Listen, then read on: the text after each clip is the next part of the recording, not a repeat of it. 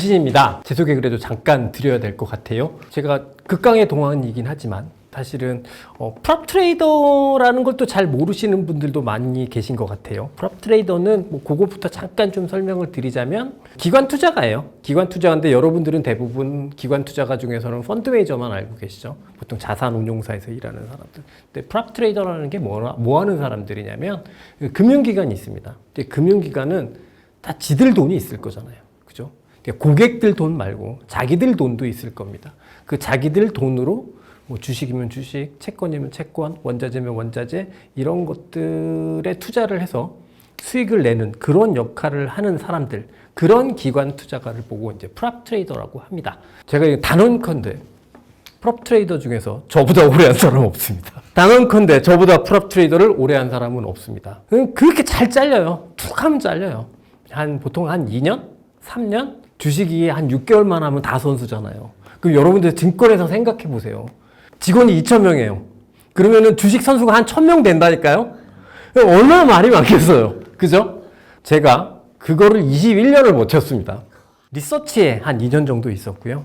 리서치에 2년 정도 있다가 저는 너무 기관 투자가가 되고 싶어서 또 막 연봉도 깎고 막 이러면서 이제 프랍 트레이더로 왔고 아주 운 좋게 프랍 트레이더를 21년 정도 할 수 있었고 최근에 이제 우리나라 주식시장에 많은 분들이 코로나 그 즈음으로 많이들 들어오셨는데 사실 저는 주식시장의 입문 자체는 이게 좀 말하면 창피하긴 한데 98년 제가 IMF 때 입사를 한 사람이거든요.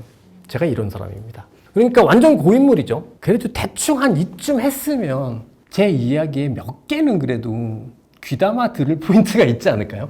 제가 이제 은퇴를 하고 이 일을 하게 된 건데 이 일을 하게 된 가장 큰 이유가 제가 잘하는 게 인생에서 살면서 잘하는 게 두 가지가 딱 있더라고요. 이게 첫 번째가 그래도 남들보다 아주 압도적으로 잘한다고 얘기할 수는 없지만 주식은 좀 했던 것 같고 두 번째가 좀 잘 가르쳐. 좀 잘 가르치는 것 같아요. 저는 개인적으로 우리나라 주식시장 성장에 엄청난 수혜를 받고 자라온 사람이라고 생각하거든요. 최근에 코로나 이후에 여러분들 주식하면서 돈 벌기 쉽지 않잖아요. 우리나라 시장이 되게 힘들어요. 저는 우리나라 시장을 별로 안 하는데 그래서 굉장히 힘들어요. 굉장히 힘든데요. 사실 제가 처음 주식시장 입문했을 때만 해도 지수가 몇 포인트인지 아십니까? 제가 280포인트부터 봤거든요. 그러니까 사실 저는 정말 우리나라 주식시장 성장을 그대로 수혜를 받은 사람이에요. 그렇기 때문에 저는 약간 그런 책임의식이 있거든요.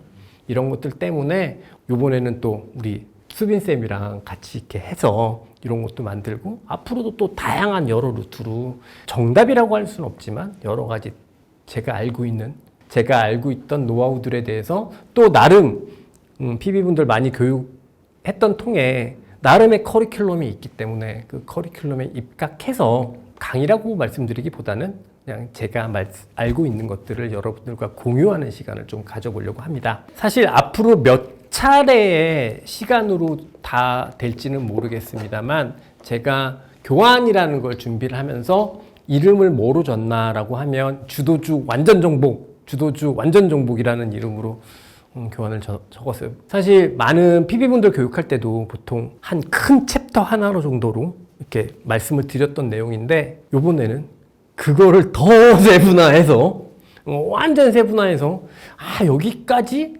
라고 싶은 것까지 말씀을 드릴 예정이고요. 조금 진부하고 근데 사실 딱 따지고 보면 한 페이지로 다 이야기할 수 있는 일일 수도 있거든요. 근데 제 특징이 요만한 거 가지고 이만큼 얘기할 수 있는 스타일이고 근데 사실 그런 게 되게 좋은 강의잖아요. 그래야 기억에 많이 남잖아요. 계속해서 반복을 해야 결국은 내게 되는 거잖아요. 그러니까 좀 했던 얘기 계속 반복이라고 생각될지 모르겠지만 그건 다분히 의도적인 거다. 주도주를 딱 이야기했던 가장 첫 번째 이유는 뭐냐면 사실 주도주란 말을 많이 쓰시죠? 많이 씁니다. 근데 제 기준으로 생각을 하면 너무 난잡하게 쓰고들 계세요. 주도주라는 말을. 왜냐하면 사실 제가 이해하고 있는 주도주의 개념으로 그대로 이해하고 있다면 사실 주식 투자를 해서 수익을 낸 것 그거 이상으로 굉장히 많은 효용들을 가지고 있거든요. 주도주라는 개념을 제대로 이해하고 있으면. 그런데 그냥 많이 오르면 다 주도주야. 그 주도주가 맨날 바뀌어. 주도주라는 개념은 도대체 어떻게 이해를 해야 될 것이냐, 이 부분을 가지고 오늘 좀 시작을 해볼 겁니다. 경기란 뭔가요? 경기란 뭐냐? 이게 너무나 당연하게 쓰는 말인데 의외로 정의를 내려봐 이러면 잘 안 되거든요. 그냥 경기란 경제의 순환 사이클을 얘기하죠. 그냥 뭐 이런 경제의 순환 사이클, 이게 바로 경기다. 그래서 경기가 좋다라는 이야기는 순환 사이클상 좋은 구간이다. 이렇게 보면 되겠죠. 그래서 이제 보통 이렇게 순환 사이클에서 표현할 때 이렇게 이야기를 하죠. 요 구간을 침체, 여기를 회복, 여기를 활황, 여기를 둔화. 그렇게 경기에 대해서 이야기를 하는데 이제 실제로 우리 입장에서 생각을 하면 우리는 주식시장이 좋을 때만 생각하면 되잖아요. 주식시장이 좋을 때다 그러면 보통 주식시장은 요 구간에서부터 여기 구간까지가 제일 좋은 구간이라고 이야기를 하죠. 경기 사이클상 회복에서 활황까지 여기를 이제 경기가 좋다고 이야기를 합니다. 그러니까 앞으로 제가 계속해서 경기가 좋다라고 이야기를 하는 건 어디를 얘기한다? 회복에서 활황까지의 구간을 이야기를 한다라고 이해를 해 주시고요. 그럼 경기를 가리키는 지표들은 정말 많잖아요. 그럼에도 불구하고 뉴스나 뭐 이런 데서 가장 많이 경기를 표현하는 경제 지표가 뭔가요? 경기가 안 좋아. 그러면 이거 갖다 이야기하잖아요. GDP를 가지고 이야기를 합니다. 주도주를 알려달라고! 왜 이게 갑자기 여기서 GDP가 나오냐고! 이렇게 얘기할 수 있는데 다 이유가 있는 겁니다. 그러면 GDP를 구하는 공식은 교과서적으로 보면 많은데 가장 일반적인 소비 중심의 교육으로 개념으로 생각을 하면 이렇게 생각을 합니다. 정부 지출 플러스 개인 소비, 그 다음에 기업 투자 플러스 순수출, 수출 마이너스 수입. 그래서 GDP는 우리 이렇게 표현을 합니다. 정부 지출, 개인 소비, 기업 투자, 순수출이라고 얘기하는 건 수출 마이너스 수입. 그렇게 얘기를 해요. 그러면 우리 이제 경기가 좋다고 얘기하면 회복, 활황이잖아요. 이거를 조금 언어적으로 표현해 보겠습니다. 그럼 실제로 경기가 좋다라는 게 무슨 의미일까요? 사람들이 돈을 많이 쓴다. 경기가 좋다는 건 여기가 핵심입니다. 경기가 좋다. 이거는 뭐냐면 수요가 증가한다. 이렇게 표현할 수 있습니다. 경기가 좋다. 수요가 증가한다. 그런데 여기서 말씀드리는 이 수요란 개인의 소비 하나만을 이야기하는 게, 우린 다 개인이니까 내 지출 뭐 이런 거 뿐만이 아니라 정부의 지출, 그다음에 기업들의 투자, 기업들이 투자를 해요. 내가 설비를 지어, 공장을 지어, 라인을 더 늘려. 그게 뭐죠? 돈질하는 거잖아요. 돈 쓰는 거잖아요. 그죠? 그거를 우리는 수요가 좋다라고 표현을 합니다. 그리고 이 개념이 주도주의 관점에 있어서는 가장 중요한 개념이다. 주도주의 관점에 있어서는 이거하고 연결지어서 주도주를 생각하지 않으면 그러면 그냥 특징주예요. 그건 다 특징주예요. 주도주는 경기랑 연관되어 있는 주식시장을 이끄는 종목이라고 이야기할 수 있을 텐데 그거는 맨 나중에 좀 이따가 다시 설명을 드릴 수 있도록 하고, 일단 가장 핵심적으로 생각하는 건 경기가 좋다는 건 경기가 회복해서 활황의 구간인데, 이 경기가 좋다라는 걸 언어적으로 표현하자면 수요가 좋은 거다. 수요가 좋다라는 얘기는 정부가 돈을 많이 쓸 수도 있고 기업들이 엄청나게 투자할 수도 있고 아니면 개인들이 막 뭘 이렇게 자꾸 사! 막 이렇게 사! 이렇게 사서 좋아질 수도 있는 거죠. 그러니까 수요가 좋다. 수요가 좋다라는 게 경기가 좋다의 사실은 핵심적인 포인트다라는 부분을 정리를 하고 그 다음으로 넘어가도록 하겠습니다. 그러면 경기의 순환 형태를 보도록 하겠습니다. 경기 순환 형태를 설명을 드릴 텐데요. 경기의 순환 형태는 첫 번째는 인플레이션 경기 순환이 있고요. 두 번째는 디플레이션 경기 순환이 있습니다. 최근에 이제 우리나라 전 세계 뭐 주식 시장이 인플레이션이 너무 높아서 금리를 내려야 하는데 못 내리고 있고, 그래서 막 인플레이션이 높은 게 나오면 주식시장에 충격을 받고 막 이렇기 때문에 인플레이션이 굉장히 안 좋은 항목처럼 느껴지잖아요. 근데 인플레이션이 없는 나라는 망하는 나라입니다. 경제는 성장하면 경제의 성장에 여러 가지 지표들이 있는데 그 중에 가장 대표적인 지표가 뭐냐면 인플레이션 지표입니다. 그래서 인플레이션 경기순환이라고 하면 그냥 이건 그래프로 표현할 수 있을 것 같아요. P가 있고요. P 가격. 그리고 경기가 이런 순환의 형태를 보인다는 거죠. 그럼 디플레이션 경기순환은 뭘까요? P가 아래로 내려가요. 아래로 내려가면서 경기가 이런 형태의 순환 형태를, 항상 경기는 순환을 하니까 이런 형태를 내는 게 디플레이션 경기순환이라고 얘기할 수 있겠고, 이게 바로 인플레이션 경기순환이라고 얘기할 수 있겠습니다. 이후에 제가 한번 계속 설명을 드리겠지만, 예를 들어서 우린 주식 투자하려고 이런 거 하는 거잖아요. 그런 측면에서 말씀을 드려보면, 여기 가면 여기서 이런 나라에 주식 투자하면 망한다. 이게 90년대에서부터 2000년대까지 일본, 그리고 2015년부터 현재까지의 중국. 근데 이게 되게 힘든 케이스인 거죠. 그래서 사실 인플레이션은 나쁜 게 아니다. 경제가 성장을 하면 가격은 지속적으로 오르는 상황에서 경기 순환이 될 때, 그럴 때가 이제 보통 화랑, 그러니까 그럴 때가 보통 이제 성장하는 국가다. 이렇게 이해를 할 수 있는데요. 여기서 이제 제 경기 순환 사이클의 진폭을 말씀을 드렸잖아요. 근데 지금 제가 이걸 되게 좁게 그렸습니다. 그러니까 요 폭과 요 폭이 좁아요. 요 폭과 요 폭이 좁으면 이런 걸 보고 우리는 뭐라고 얘기하냐면, 한 번쯤 들어보셨을 거예요. 골디락스. 그러니까 골디락스라는 게 그거잖아요. 뜨겁지도 차갑지도.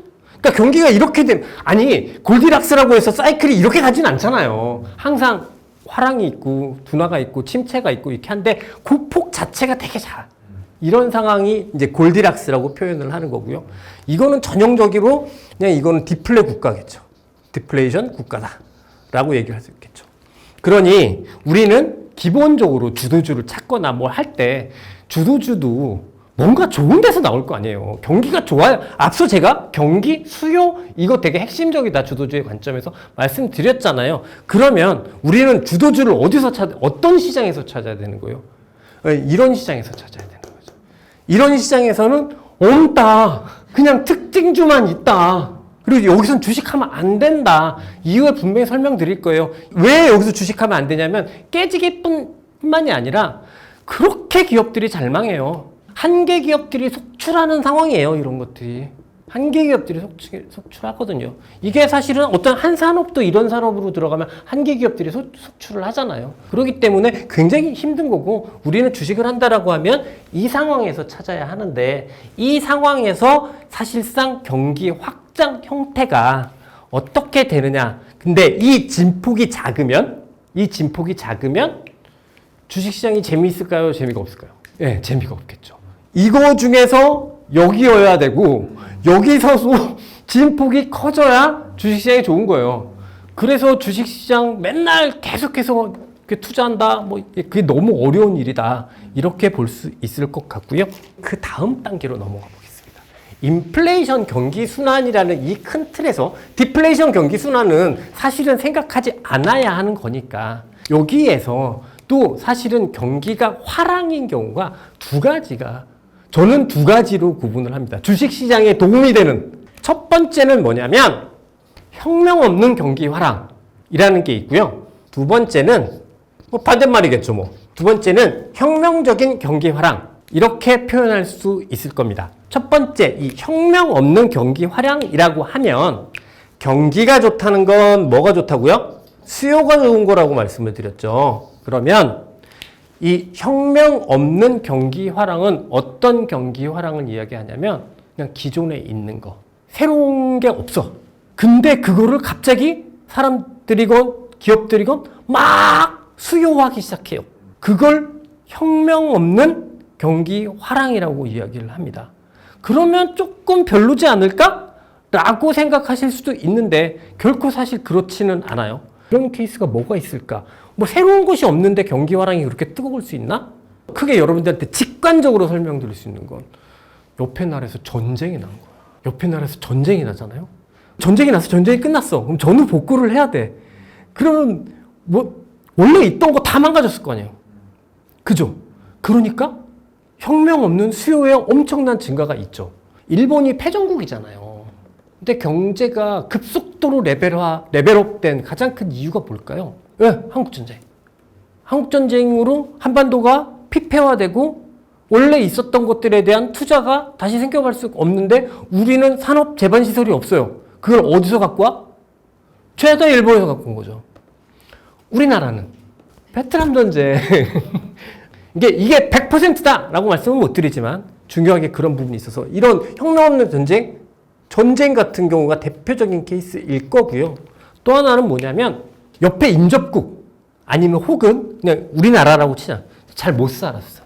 우리나라 되게 못 살았어요. 근데 갑자기 막 산업화가 돼. 갑자기 산업화가 돼요. 갑자기 예전에 박정희 대통령이 고속도로를 깔아. 경부속도로를 깔아. 사회 간접 자본 시설부터 투자를 해. 그럼 어떻게 되죠? 개인들은 직장이 생기죠. 직장이 생기니까 이전보다 살림살이가 나아지죠. 그러니 집도 살려고 하고 텔레비도 살려고 하고 그러니까 그때는 이제 전화기가 옛날에는 제일 비싼 가전이었으니까 뭐 그런 걸 살려고 하고 그런 식으로 그러니까 어떤 되게 못 사는 국가가 갑작스럽게 경제적으로 팽창하기 시작할 때는 없었던 물건을 막 수요하기 시작하는 게 아니라 있었던 물건들을 수요하기 시작을 하거든요. 그거에 대한 수혜가 나타날 때 주식시장은 엄청나게 폭등을 한단 말이에요. 사실 우리나라 주식시장은 원래 500에서 1000포인트 사이에 정말 장기간의 박스권이었거든요. 이 박스권을 2000까지 만들어준 건 우리나라의 힘이 아니에요. 중국 때문이지.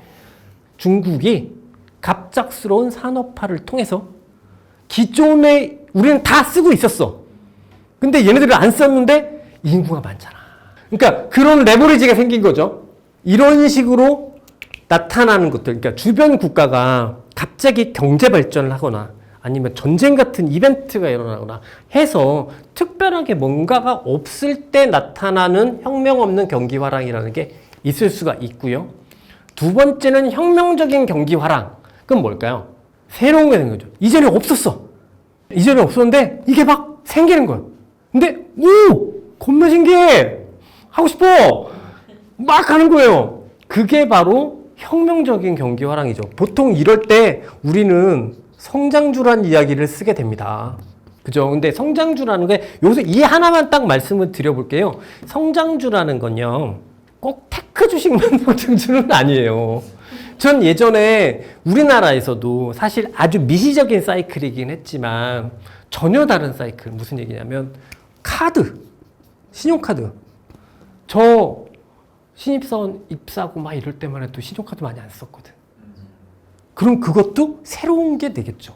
이마트. 지금 이마트는 정말 너무 우리한테 힘들게 하는 주식이지만 이마트가 처음 막 확장했을 때 삼성전자의 멀티플의 3배였어요. 근데 그게 맞아요. 당연한 거지. 점포를 지을 때마다 2배수 이상으로 매출이 느는데 이마트는 언제 끝난 거예요? 더 이상 질 데가 없다. 이럴 때 끝나는 거란 말이죠. 그러니까 그러면 이마트도 분명히 성장주였을 거예요. 꼭 그 실리콘밸리를 연상하며 뭔가 최첨단 약간 막 코딩해야 될 것 같고 막 반도체 막 이거만이 성장은 아니다라는 말씀을 드리고 결국 무슨 얘기냐면 새로운 것 이게 진짜 중요하거든요. 새로운 것에 의한 경기 화랑이 나타났을 때 그때가 이제 두 번째 경기 화랑입니다. 그런데요, 여러분들 이게 GDP로는 어떻게 표현되는지 아십니까? GDP로 표현한다기보다 이제 아까 이 경기 사이클, 그래서 이게 폭이 좁으면 좁을수록 안 좋다고 그랬잖아요. 그랬으면 똑같이 표현하면 그냥 P가 있고 이게 다 P예요. 근데 얘는 기존에 있던 거잖아요. 그래서 경기 사이클이 이렇게 나타나요. 크게. 그러니까 얘는 좋아질 때 진짜 GDP가 좋아진다니까요. 왜? 있던 거니까. 근데 얘는 그걸 안 나와. 몰라. 왜? 아주 작게 시작하잖아요. 이게 나한테 오는 데까지는 너무 오랜 시간이 필요하죠. 그래서 어떤 혁명적인 경기 화랑, 이런 게 왔을 때 가장 적응 못하는 분들이 누구냐면 가방 긴 이코노미스트들. 보이는 지표가 없어. 이게 또 특히나 통계라는 게요, 굉장히 느리거든요. 무슨 얘기냐면 미국에서 칼라 텔레비전이 CPI의 항목이 된 게 15년밖에 안 돼요. 그러니까 이게 그 어떤 뭔가 새로운 거 생기잖아요. 그게 바로 막 우리의 경제 지표에 이렇게 안 온다니까요. 그렇기 때문에 보통 이렇게 새로운 것들, 이런 새로운 것들에 의한 경기 화랑이 나오면 경기 사이클 자체가 이렇게 우상향 하는데 이렇게 돼요. 이렇게 돼요. 이렇게 움직이는 경향이 더 많다라고 말씀드릴 수 있겠습니다. 인플레이션 경기 순환 중에 경기 사이클의 진폭이 이렇게 작고 이렇게 되는 경우를 우리는 골디락스라고 많이 이야기한다라고 말씀을 드렸습니다. 그러니까 경제는 계속 성장해요. 경제를 계속 성장하는데 좋아질 때도 한 요 정도 좋아지고 나빠져도 요 정도 나빠지고 이렇게 가는 그런 형태입니다. 이런 경기가 보여질 때 주식시장은 어떤 일이 벌어질까요? 보통의 경우 우상향이 이게 우상향이야? 라고 생각될 정도로 거의 사실은 박스에 가까운 그런 형태의 주식시장이 형성이 됩니다. 우선 결론을 말씀드리고 왜 그런지에 대해서 말씀을 드릴게요. 그 다음에 주도주, 이제 드디어 이 얘기 나왔나요? 주도주가 있을까요? 뭐 있을 수도 있어요. 골디락스에서도 사실 새로운 것이 초기에 나오는 새로운 것에 대한 수요가 초기일 때는 그게 실제로 경기에 영향을 안 주기 때문에 그게 주도주가 나중에 되기는 하지만 대부분 그런 새로운 것들에 대한 수요가 발생하기 전이라고 하면 그런 게 없는 상황이라고 하면 사실 주도주는 많이 보이지 않게 되고요. 이럴 때는 주로 여러분들이 많이 좋아하실 수 있는 개별 종목 장세가 연출이 되는 게 일반적으로 이 골디락스 시장에서 나타나는 주식시장의 형태입니다. 그럼 이게 왜 그럴까라고 말씀을 드려보면 우리는 주식시장에 투자를 하고 주식시장에 참여를 해서 막 미래를 전망하고 기업 실적을 전망하고 막 그렇게 합니다. 근데 솔직히 얘기해서 각각의 산업의 어떤 사이클, 각각의 산업에 대한 어떤 미래 이런 것들을 우리가 잘할까요? 기업이 잘할까요? 나야 주식 몇 푼 투자하는 사람이지만 기업들은 자기 목숨 걸고 그걸 하는 사람들이잖아요. 그러면 이렇게 사이클의 진폭이 작고 충분히 예측이 된다고 하면 기업들은 이 순익에 대해, 이 사이클에 대한 순익에 대해서 대비가 되어 있을까요? 안 되어 있을까요? 되어 있겠죠. 그렇기 때문에 기업들의 이익이 진폭이 없어요. 아니 우리보다 기업들이 훨씬 더 똑똑하다니까요. 훨씬 더 디테일하게 스터디하고 디테일하게 공부해서 하기 때문에 사실상 이익의 진폭이 굉장히 낮습니다. 그런데 경제는 성장하잖아요. 그래서 경제 자체를 끌어당길 수는 없지만 그래도 또 그 안에서 뭔가 좋아지는 그런 산업들이 좀 있잖아요. 그런 산업들, 그리고 또 혹은 거기서 갑자기 어떤 기업의 본연의 어떤 경쟁력이 막 생겨가지고 이렇게 막 좋아지는 기업들이 있잖아요. 그런 기업들은 이런 상황에서 주가가 튀겠죠. 그래서 보통 개별 종목 장세가 형성이 되는 거죠. 그런 기업들, 그러니까 그런 산업에 있는 기업들, 그런 경쟁력을 갑자기 막 가지게 된 그런 기업들, 그런 기업들이 막 발생하기 때문에 그렇기 때문에 사실 개별 종목 장세 시장은 야 이게 오르냐 마냐 거의 구분하기 어려울 정도로 막 이렇게 진행이 되지만 그런 상황에서도 개별 종목들은 위로 이렇게 팡팡팡 튈 수 있다. 그렇기 때문에 시장 전체로는 주도주는 없고 이렇게 이런 개별 종목들이 발생하는 그런 시장일 거다. 이런 시장이 대부분이다 라고 정리할 수 있을 것 같습니다. 그러면 그 다음에 디플레이션 경기 순환에 대해서 말씀을 드릴게요. 그리고 그거에 따른 주식시장을 말씀을 드려볼게요. 앞서도 잠깐 말씀을 드렸듯이 이런 형태라고 말씀을 드렸잖아요. 그래서 사실 어떤 국가가 성장하나? 성장하지 않나? 사실 인플레이션을 보면 제일 맞아요. 인플레이션 성장률을 보면 중국이 GDP를 계속 성장하잖아요. 이게 GDP의 성장률이 둔화돼서 그렇지. GDP는 계속 성장하잖아요. 근데 중국이 전통적으로 2015년 이후부터 디플레 국가란 말이에요. 물가가 상승하지 않는 국가인 거죠. 중국이 지금까지는 보면 부동산 가격이 계속 내려가고 뭐 그러면서 대표적으로 지금 디플레. 뭐 일본이 90년 이후에 플라자 합의 이후에 버블이 깨지면서부터 2010년까지 20년 동안 한 30년 가까이 그 기간 동안 디플레였단 말이에요. 그러니까 이게 조금 그렇지만 전 세계적으로 다 지금 금리 내리려고 그러잖아요. 근데 유일하게 금리 올리려고 하는 나라가 하나 있죠. 일본이잖아요. 일본이 이제 겨우 이 장기 디플레에서 벗어나려고 그러거든. 이 장기 디플레가 근데 뭐 한 1, 2년짜리 디플레가 아니라 30년짜리 디플레니까 전 세계에서 가장 먼저 제로금리까지 내려간 나라가 일본이잖아요. 제로금리가 아니라 마이너스 금리잖아요. 내가 은행에 돈을 내면 내가 돈을 줘야 돼. 마이너스 금리는 그거거든요. 내가 은행에 예금을 했어. 근데 내가 은행한테 돈을 줘야 되는 거거든.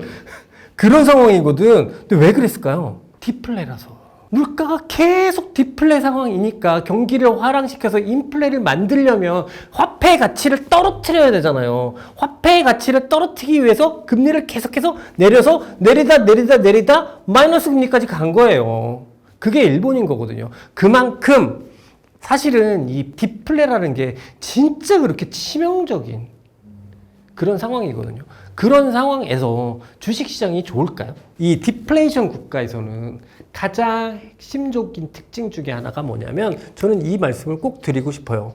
한계 기업들이 굉장히 많이 속출하게 됩니다. 그렇기 때문에 이런 디플레 상황에 있는 국가들은 철저하게 외면하고 철저하게 피하는 게 좋다라는 말씀을 드리고 그런 상황에서 주도주가 있겠습니까? 존재할 수가 없죠. 그냥 여기서도 뭐 유명하건 유명하지 않건 그냥 특징주들만이. 근데 이게 앞서 골디락스보다 요때가 더 힘든 건 골디락스 때는 특징 종목, 개별 종목이라고 해도 예를 들어서 오르는 종목이 100개에 대충 한 6, 70개는 돼요.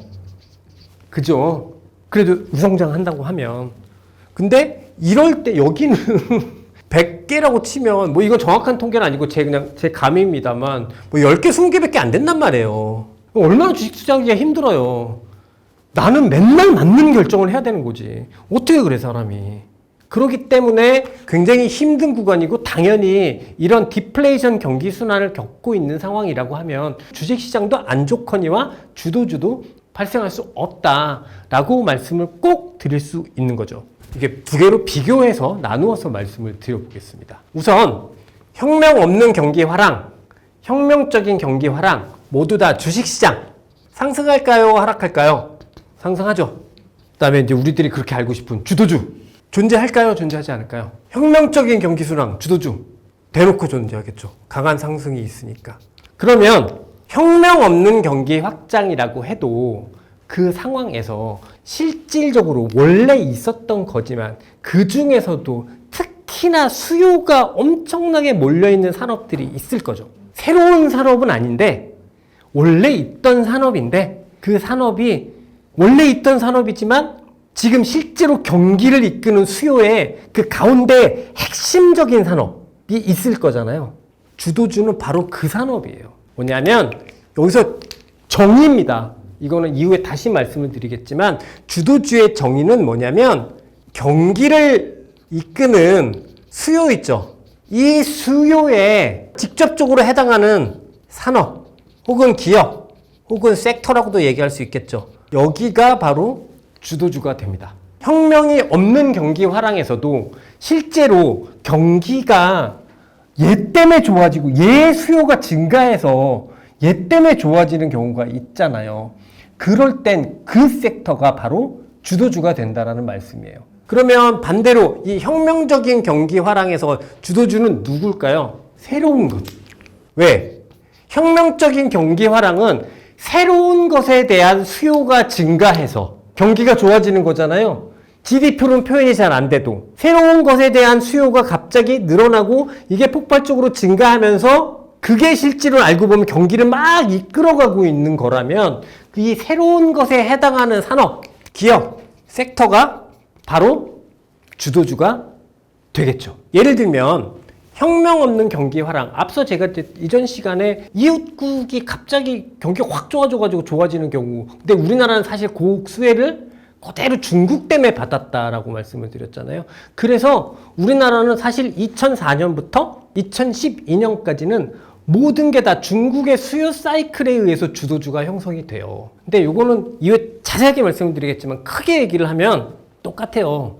이 개발도상국, 이머징 국가가 잘 살게 되는 건 처음에 나라가 돈을 질러요. 대규모의 인프라를 투자하죠. 인프라를 투자하면 시멘트, 철광석 이런 게 막 필요할 거잖아요. 근데 그게 또 해외에서도 막 수입을 해야 되잖아요. 그래서 우리나라에서 주도주가 뭐였냐면 현대조선, 포스코. 그 사람들이 막 고용이 됐어. 그럼 집도 사고 뭐도 살 거잖아요.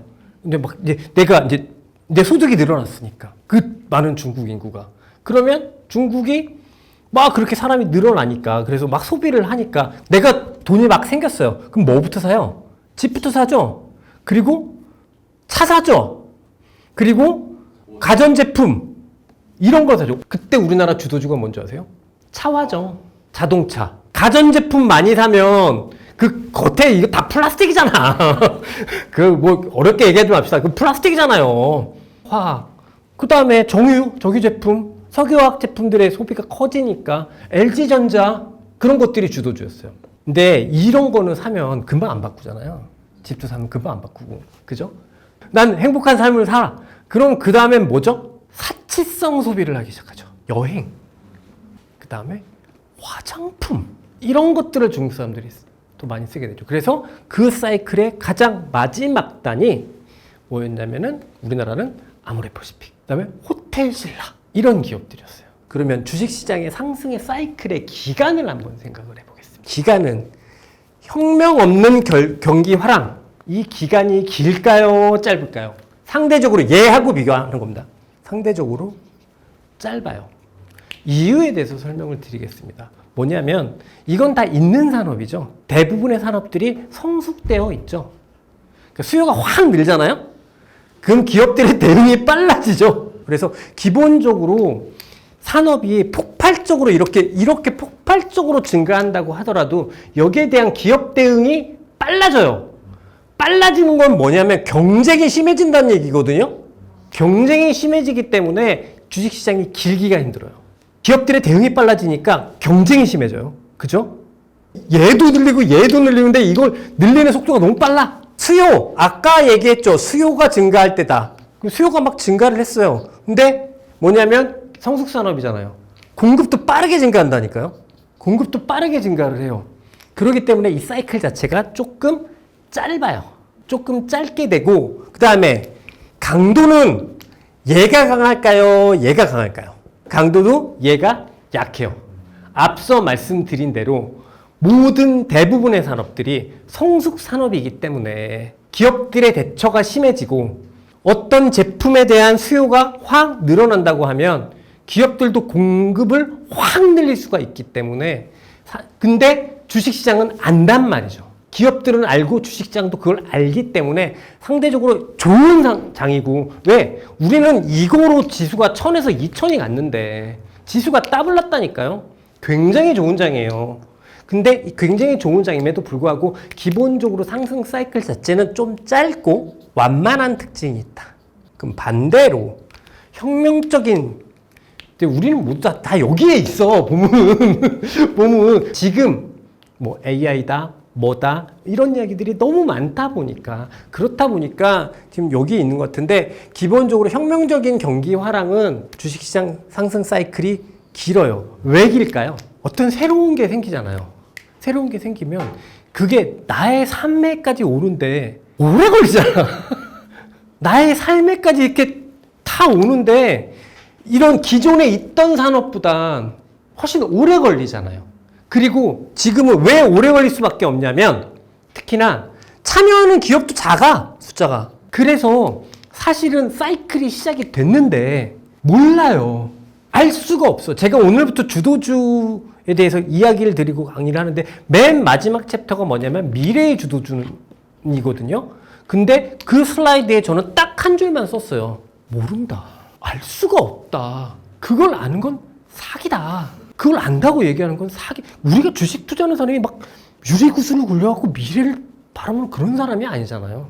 그렇게 생각해보면 어떤 새로운 것이 실질적으로 서서히 발전해서 이게 확장해서 내 삶에까지 오는데 기존에 있던 것들이 좋아지는 거하고 이 속도 차이가 엄청 크죠. 그래서 기본적으로 굉장히 길어요. 보통의 경우 새로운 것들이 나타나는 경우는 이렇게 길게 형성이 된다. 그리고 상승 탄력도 매우 강하다. 왜? 너무 미래를 많이 땡겨가. 테슬라를 우리나라에서 투자하시는 분들도 보통 보면 한 40년 정도는 땡겨서 오시는 것 같은데요. 그렇잖아요. 그분들의 머릿속에는 다 자동차가 이제 자율주행을 세상이 하고 있어. 그게 안 된다라는 말씀이 아니라 거기까지 프라이징 해서 가시는 거잖아요. 그렇기 때문에 되게 미래 것들까지 많이 땡겨오는 새로운 것들, 특히나 새로운 것들의 그런 경향이 있어요. 그렇기 때문에 굉장히 강해요. 근데 강하기 때문에 어떤 현상이 있냐면 이게 형성이 되죠. 대부분의 경우가 실제로 수익을 많이 낼 때, 주가 진짜 셀 땐 돈을 못 벌거든. 그리고 이게 뭐 하는 데인지 잘 몰라, 사람들도. 대부분 그렇단 말이에요. 새로운 거에 대한 수요들은. 그리고 저는 이런 것도 결코 알 수 없다고 생각을 해요. 저는 이거를 제 경험에서 몇 번 경험한 적이 있거든요. 자, 이것도 이제 좀 환기하는 차원에서 어떤 회사에 신제품이 나왔는데요. 이 신제품에 대해서 모든 월스트리트의 레포트가 뭐였냐면 지금 이 시장은 세계적으로 엄청나게 큰 두 회사가 양분하고 있는 시장이다. 근데 이렇게 조그만한 회사가 될 거라고 절대 안 된다. 얘네들은 크게 잘못한 거다. 그게 뭔지 아세요? 닌텐도예요. 닌텐도 됐어 안 됐어? 터졌잖아요. 이게 닌텐도예요. 어떤 회사가 핸드폰을 만들었는데요. 핸드폰이라는 건 통신사하고 아주 밀착한 기술 교류를 통해서 만드는 거지. 자기네 혼자 이렇게 만들어서 절대 대중적으로 성공할 수 없다. 그게 뭔지 아세요? 아이폰. 이 이야기의 교훈은 뭐다? 모른다. 진짜 모른다. 모르기 때문에 미래를 많이 땡겨오고 그래서 이때가 가장 짜릿하게 많이 느껴지죠. 근데 여기서 하나만 조금 교양 차원에서 하나만 말씀을 드릴게요. 이렇게 생겨먹은 곡선이에요. 이때가 태동기인데요. 뭐 하는지 몰라요. 대부분의 사람들이 이게 뭔지 몰라요. 이게 첫 번째 확장기거든요. 제대로 된 제품도 별로 없어요. 제대로 된 제품도 별로 없고 참여하는 기업도 몇 개 없고 막 그래요. 근데 주가는요 날아다녀요. 그리고 여기가 뭐냐면 심각한 구조조정 기간이에요. 그리고 나서 구조조정을 한 다음에 구조조정이 끝나잖아요. 그리고 나서는 이제 여기서부터는 뭐죠? 더 이상 성장이 아니라 성숙 산업이 되는 거예요. 이제 지들끼리, 그러니까 몇 명의 지들끼리 안정된 산업을 유지하게 되는 거죠. 이게 하이프 곡선이라고 해서 이거 찾아보시면 막 이런 거에 이제 내가 투자하고 있는 산업이 지금 포지션이 어디지? 이거 한번 찍어보는 것도 굉장히 투자에 유용합니다. 그렇기 때문에 보통 이걸 제가 이제 이 혁명적인 경기 화랑에서는 보통의 경우가 이 사이클을 이야기해요. 이 사이클을 이야기하기 때문에 돈을 잘 못 뽑는단 말이에요, 회사들이. 실제로 돈을 버는 게 없어. 그래서 그렇기 때문에 반대로 얘기하면 버블이 형성이 되기도 하죠. 이런 과정을 거치면서 정말 돈을 버는 회사가 있거나 아니면 사기야! 이건 사기였어! 그런 것도 있어요. 이런 혁명적인 경기 화랑 사이클에선 당연히 이 새로운 것에 대한 것들이 주도줄 텐데 이 주도주는 특징이 뭐냐면 기본적으로는 주가 겁나 비싸요. 그리고 그보다 더 초기에는 왜 오르는지도 몰라요. 얘가 왜 오르는지도 몰라. 그래서 주식이 이런다니까요. 주식이 막 이렇게 해가지고 이게 한 100배 났다 치자고요. 근데 다 이때 사기래. 근데 여기서 사. 여기서는 미래를 바꾼대. 아, 여기서는 사기라고 얘기해놓고서는 여기서는 미래를 바꾼다고 한다니까요. 제가 이때 엔비디아를 사면서 저는 뭐라고 얘기했냐면, 야, GPU 만드는 회사가, 진짜, 아이고, 내가 좀 사줄게. 지금은, 오, 야. 이때 20불입니다. 지금 1000불이에요.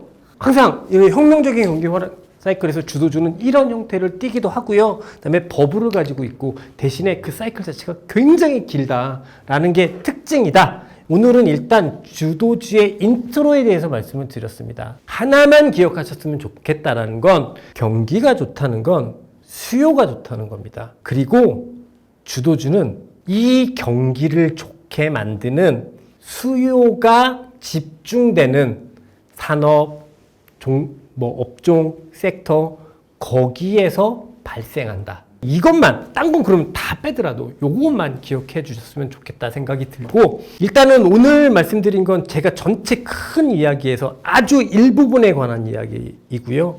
그다음에 다음 시간부터는 주도주의 개념, 그리고 주도주의 특징, 그리고 앞서 제가 잠깐 말씀을 드렸지만 주도주의 역사, 우리나라 주도주의 역사, 미국 주도주의 역사에 대해서도, 그리고 현 시점 주도주의 역사에 대해서 조금 말씀을 드리는 시간을 가져보려고 합니다. 그래도 집중해서 잘 들어주셔서 너무 감사하고 오늘 하루 수고하셨습니다. 지난번에 기억이 좀 나세요?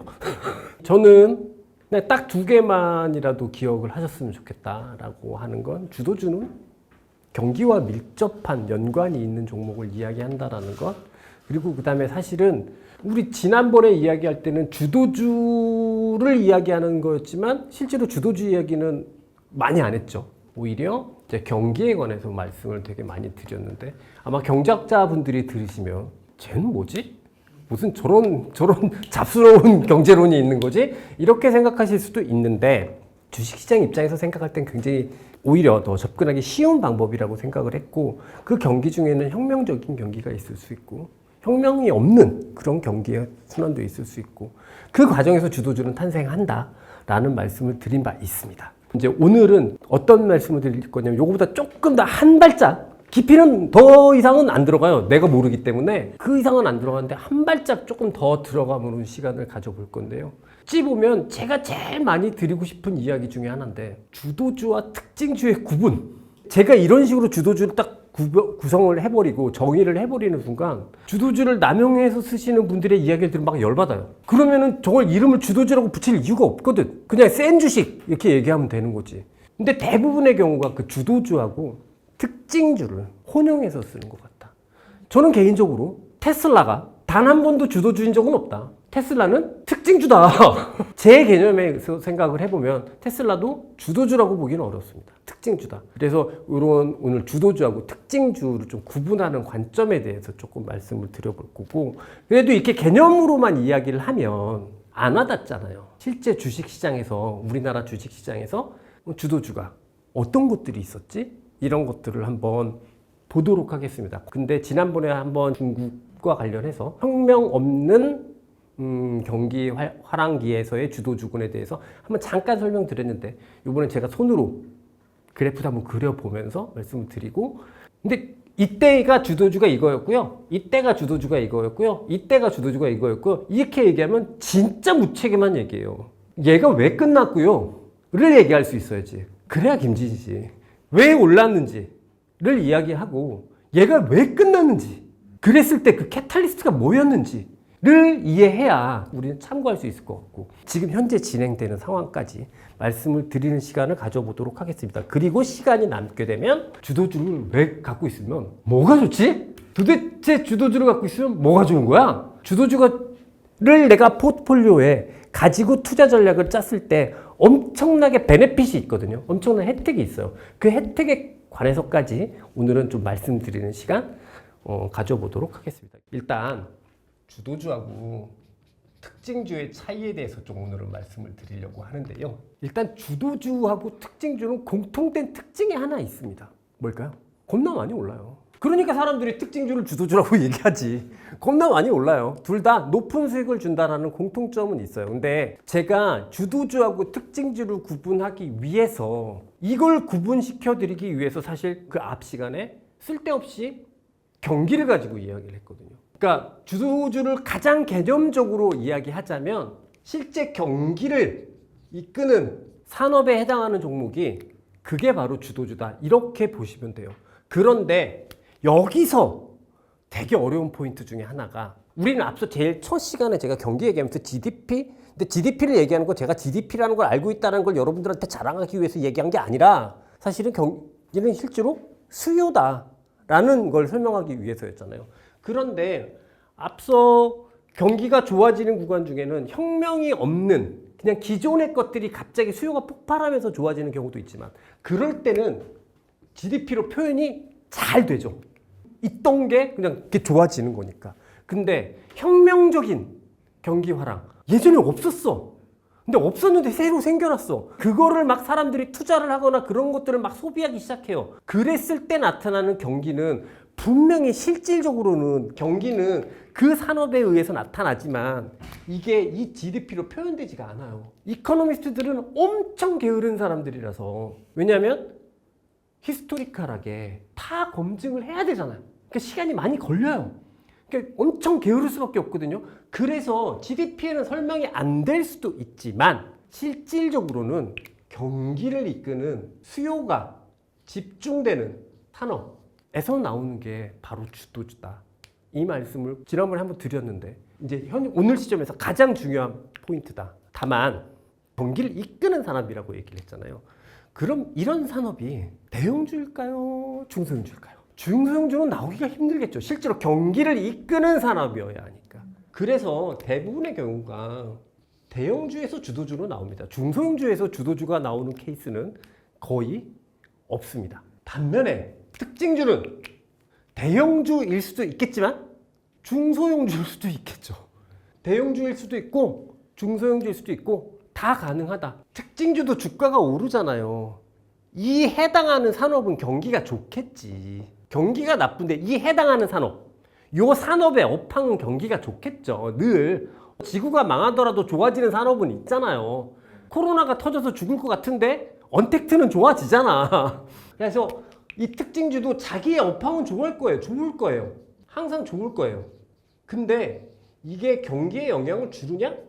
이 문제가 가장 큰 차이인 것 같아요. 대개의 경우 자기들만의 게임으로 실질적인 경기에 어떤 실질적인 수요가 확장돼서 나타나는 그런 흐름으로 나타나지 않을 때, 그럴 때 보통 우리는 이걸 특징주라고 얘기를 해요. 그렇기 때문에 중소형주도 가능하다. 근데 중소형주가 주도주가 되는 경우는 거의 없다. 이렇게 보시면 될 것 같고요. 주도주와 특징주의 제가 구분하는 가장 큰 차이, 주식시장을 지배하느냐, 이게 말이 조금 어렵죠. 주식시장을 지배한다. 이게 무슨 얘기냐면 얘가 빠지면 주식시장이 빠지냐, 얘가 빠졌는데도 주식시장이 안 빠지냐, 얘가 빠지면 시장이 다 빠지냐, 의 측면에서 보면 HD 현대일렉트릭이 올랐다가 뭐 ESS가 올랐다가 걔네들이 정말 주도주였다면 몇 번이고 올랐다 빠졌다 올랐다 빠졌다 올랐다 빠졌다 했어야 될 거잖아요. 그렇지 않잖아요. 그러니까 특징주는 실질적으로 주식시장을 지배하지 않아요. 무슨 얘기냐면 실제 주식시장의 사이클을 지배하지 않는다는 거죠. 근데 반대로 주도주는 주도주가 빠지면, 주도주의 상승이 끝나면 그 지금까지 전개됐던 그 시장의 주식시장의 사이클은 끝난다고 보는 거죠. 왜? 왜일까요? 얘는 얘를 이끄는 거잖아요. 틱 사이클에 관해서 생각을 해보게 된다고 하면 그 주식시장의 실질적인 경기를 이끄는 산업인 주가가 빠지기 시작한다. 그 얘기 뭐죠? 멀지 않은 미래에 경기도 나빠질 거다라고 이야기한다는 거죠. 얘기가 계속 쳇바퀴처럼 돌아가는 건데 주도주가 빠지면 주식시장은 종료가 되는 거로 볼 수 있고, 그렇기 때문에 실질적으로 주도주는 주식시장을 지배하는 주식이다. 오늘 자고 일어났어요. 근데 엔비디아하고 마이크로소프트하고 구글하고 이런 주식이 엔비디아 15%, 마이크로소프트랑 구글은 변동성이 작으니까 한 8%씩 빠졌다 칩시다. 끝난 거예요.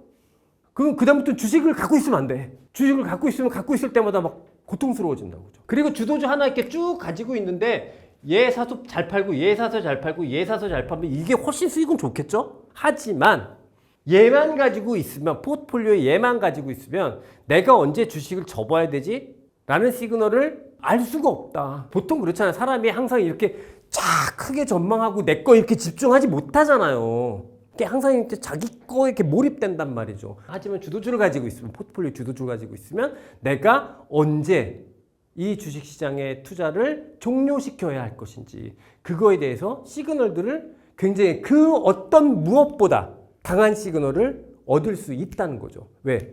사실 주가가 제일 빠르게 움직이니까. 특히 주도주 입장에서 보면 이 주도주의 전체적인 이 사이클 자체가 어떻게 움직이는지를 주목하는 건 많은 수익을 거둬주는 것 외에 내가 위험 관리의 측면에서도 엄청난 베네핏이 있다. 이 이야기를 꼭 드리고 싶었습니다. 그 주도주에는 다 대형주가 있다고 하셨는데 저번 시간에 그 혁명적인 경기 화랑 그 사례도 설명해 주셨잖아요.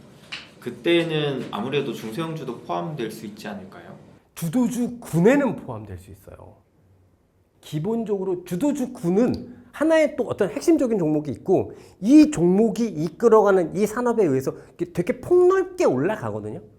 그 중에는 중소형주도 포함될 수 있죠. 그리고 그런 중소형주가 수익률은 그 일정 기간 동안은 더 높겠지. 하지만 보통 중소형주가 일찍 떨어지는 경우도 많고 큰 사이클에서의 어떤 뭐가 있는데 여기에서 중간에 작은 사이클들이 막 생기거든요.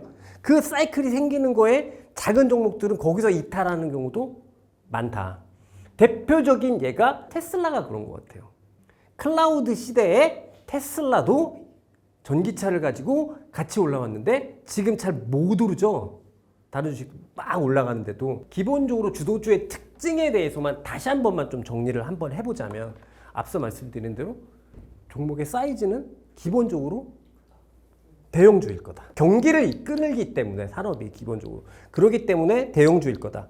그리고 아무리 대형주지만 초반에는 얘가 왜 오르는지 잘 모른다고 주도주 많이 말씀을 드리잖아요.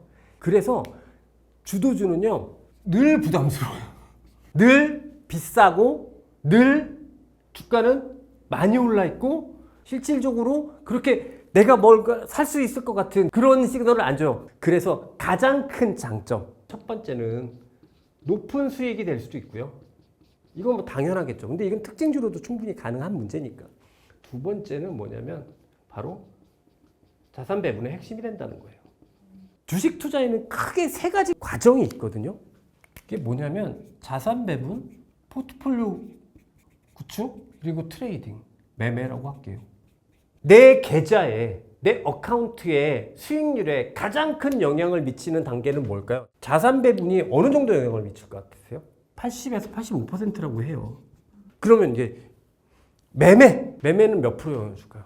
1%도 영향을 안 준다고 하죠. 여러분들이 고민하는 걸 100으로 봤을 때 내가 지금 이 타이밍에서 주식을 얼마를 하지? 에 85를 고민하세요? 이게 좀 많으면 그래도 그나마 나아. 근데 계속 이렇게 엔터만 치고 있잖아요. 사실 나는 내 계좌에 진짜 영향을 주는 포인트는 여긴데 15%에 내 모든 고민이 다 들어가 있다니까요. 자산 배분의 핵심이라고 이야기하는 건 뭐냐면 결국 주도주를 가지고 있게 되면 내가 이 타이밍에 지금 주식을 열심히 할까? 그럼 지금 주식은 좀 덜 열심히 할까? 이거를 구분하는데 핵심이다. 시장이 어떻게 될지 잘 모르겠어. 시장 보통 초기에는 장 좋다는 얘기보다 장 안 좋다는 얘기가 더 많잖아요. 근데 뭔가 주도주 같은 게 있어. 그러면 우리는 주식을 겁나 열심히 가야지. 그런 자산 배분의 핵심이 되는 게 바로 주도주의 가장 큰 특징 중에 하나. 오늘 말씀드리는 거의 가장 큰 핵심은 주도주하고 특징주를 좀 구분하실 수 있어야 된다. 특징주는 경기하고 밀접한 연관이 없어야 된다. 똑같이 많이 오를지 모르겠지만 얘 올랐다가 빠지니까 다음 주도주는 이라는 유튜브를 보지 말자. 얘가 올랐다 빠졌는데 자 삼성식품 다음에 주도주는 이건 보지 말자. 실제로 지금 제가 드리고 있는 말씀을 베이스로 바탕으로 주도주를 이해하고 있으면 주도주를 가지고 있는 효용이 발생하잖아요. 자산 배분의 가장 핵심적인 역할을 한다는 그 효용이 발생을 하기 때문에 좀 구분하자. 그래서 대부분의 경우는 경기랑 관련이 있기 때문에 대형주일 거고 그다음에 앞서 말씀드린 대로 밸류에이션이면 밸류에이션, 주가 상승률이면 주가 상승률 늘 다 부담스럽다. 여러분들도 이제 이 영상 보시니까 수빈쌤한테 질문을 막 던지실 거잖아요. 근데 그때 던질 때 뭐 사야 돼요? 지금 사도 돼요? 이거보다 지금 주식을 열심히 할까요? 내가 지금 주식을 많이 할까요? 아니면 좀 쉬어야 되는 거 아닌가요? 이거를 더 많은 질문을 던지셔주셨으면 수빈쌤도 더 기분이 좋아지시지 않을까 이런 생각을 해봅니다. 주도주와 특징주를 좀 구분을 해봤고 주도주를 가지고 있을 때 장점 그리고 실질적으로 주도주랑 특징주를 구분을 했을 때 주도주가 가지고 있는 효용에 대해서 이야기를 했는데 과거의 히스토리를 한번 들어보시면 좀 기억에 잘 남고 감을 잡기가 훨씬 더 쉽기 때문에 좀 이제 우리나라 주도주의 히스토리에 대해서 두 국면으로 나눠서 말씀을 드려볼 겁니다. 첫 번째는 혁명 없는 경기 화랑기에 대해서 지난 시간에 제가 한번 간략하게 말씀을 드렸던 그런 우리나라 증시 사이클인데요. 주도주라는 게 항상 한번 나타나고 그게 사이클로 나오잖아요. 시장의 형태로 나오면 사실상 우리나라도 12년 정도 되는 사이클이었습니다. 지금 제가 보여드리는 건 코스피의 2004년부터 2016년까지인데요. 혁명 없는 사이클, 지난번에 한번 말씀드렸으니까 이건 조금 더 좀 짧게 말씀을 드리고 그 다음에는 혁명적인 경기 화랑 사이클에서의 주도주군 이거에 대해서 말씀을 드릴 거예요. 그러면 일단 우리나라 시장만 딱 놓고 보면 저는 개인적으로 그렇게 생각해요. 제가 불타는 애국심이 있는 사람은 아니지만 우리나라 인구가 1억이 되나요? 우리나라 땅덩이가 큽니까? 근데 우리나라는 너무 세계적인 기업이 많아요. 지나치게 많아. 세계적인 기업이 진짜 많잖아요. 그쵸? 그래서 기본적으로 우리나라는 우리나라 자체적으로 뭔가 경기가 좋거나 우리나라 자체적으로 뭔가 좋아졌을 때 경기가 좋아지고 이게 기업 실적에 의미 있는 성장을 만들고 주가가 성장을 하고 주가가 상승을 해서 시장의 사이클이 형성되는 게 굉장히 어려워요. 그래서 우리나라는 시장이 좋으려면 다 해외의 영향을 받아야 된다. 해외의 영향을 받아야 된다라고 말씀드릴 수 있고 사실 우리나라 주식시장이 가장 좋았던 구간은 2004년부터 2016년까지의 기간이었던 것 같아요. 왜? 중국이 본격적인 산업화를 했던 시기였기 때문에 이웃 나라에서 원래 있던 거야. 세상에 뭐 새로운 발견은 없어. 근데 갑자기 인구가 너무 많아. 그래서 너무 많이 써. 너무 많이 써. 그렇게 해서 우리나라 시장이 2004년부터 2016년까지 이런 형태를 보여주게 되거든요. 처음에 중국이 본격적인 경제성장을 하면서 제일 먼저 한 건 바로 고정자산 투자였겠죠. 그러니까 뭐냐면 인프라를 짓고 내륙에 2선 도시들도 짓고 3선 도시들도 짓고 이런 인프라 투자를 강력하게 하기 시작을 합니다. 근데 중국이 넓잖아요. 웬만한 대륙이잖아요. 그러니 거기에 필요한 시멘트, 거기에 필요한 철강 다 있었던 거야. 근데 어마무시한 수익을, 어마무시한 수요를 만들어내겠죠. 그런데 중국은 아직까지 산업화가 안 되어 있어서 고도의 산업화가 안 되어 있어서 그거를 어떻게 해야 돼? 사와야 돼. 외국으로부터. 어디서 사와? 그 우리나라에서 사온 거예요. 그래서 처음에 이때의 사이클은 뭐냐면 중국의 바로 고정자산 투자겠죠. 이런 인프라 투자가 갑자기 확 늘어나니까 우리나라 시장에서는 철강, 화학, 이런 인프라 제품들 거기에 세계에서 가장 철강석이 많이 나는 곳이 어딜까요? 호주거든요. 호주에서 중국으로 가야 돼. 호주 증시 최고치가 여기인데 아직까지 못 깨고 있어요. 그렇기 때문에 뭐가 필요해? 배가 필요해. 근데 이게 또 딱 30년 만에 처음으로 배 조선 교체기까지 겹친 거죠. 이 시기가 이제 IMF 지나고 나서잖아요. 본격적으로 모든 산업에서 일본을 따라잡는 게 아니라 일본을 넘어가는 시기예요. 근데 그거에 가장 큰 힘을 많이 준 게 중국이었다니까요. 그냥 내가 마음이 넘어가고 싶으면 넘어가지나? 그게 아니라 돈이 막 벌려야 되잖아야 돈을 엄청 벌어야 되는데 그거 어디서 벌었다? 중국 가서 번 거예요. 그래서 처음에 조선철강 이때가 정말 일본의 모든 산업의 영역에서 일본을 따라잡는 그냥 추월하는 1970년대는 세계 조선 1등이 일본이었는데 이제 우리나라 현대중공업 뭐 이런 기업들로 오게 된 거죠. 근데 이게 슈퍼사이클과 맞추면서 2004년에서부터 여기까지 올라갈 때 중국의 고정자산 투자가 확 늘어나면서 이것들이 주도주가 형성이 돼요. 실질적으로. 우리나라에서 실질적으로 가장 좋은 사이클은 시가총액이 한 5조짜리가 시가총액 한 40조 되는 거. 그 사이클일 때가 제일 좋거든요. 그런 사이클들이 이때 이렇게 나오는 거죠. 그래서 저번 시간에 한번 말씀드렸듯이 이렇게 고정자산 투자를 해서 막 산업화가 되고 막 이루어지면 중국 입장에서는 고용이 늘어나죠. 고용이 좋아져요. 그러니까 중국 인민들은 조금 잘 살게 되는 거죠. 그럼 내가 저번에도 말씀드렸듯이 돈이 생겨. 그럼 제일 먼저 하는 게 집을 사죠. 근데 중국은 집을 렌트하는 거니까 집을 사고 그다음에 뭘 사요? 차 사고 테레비 사고 내구재에 대한 수요가 확 늘어나겠죠. 이게 두 번째 사이클이에요.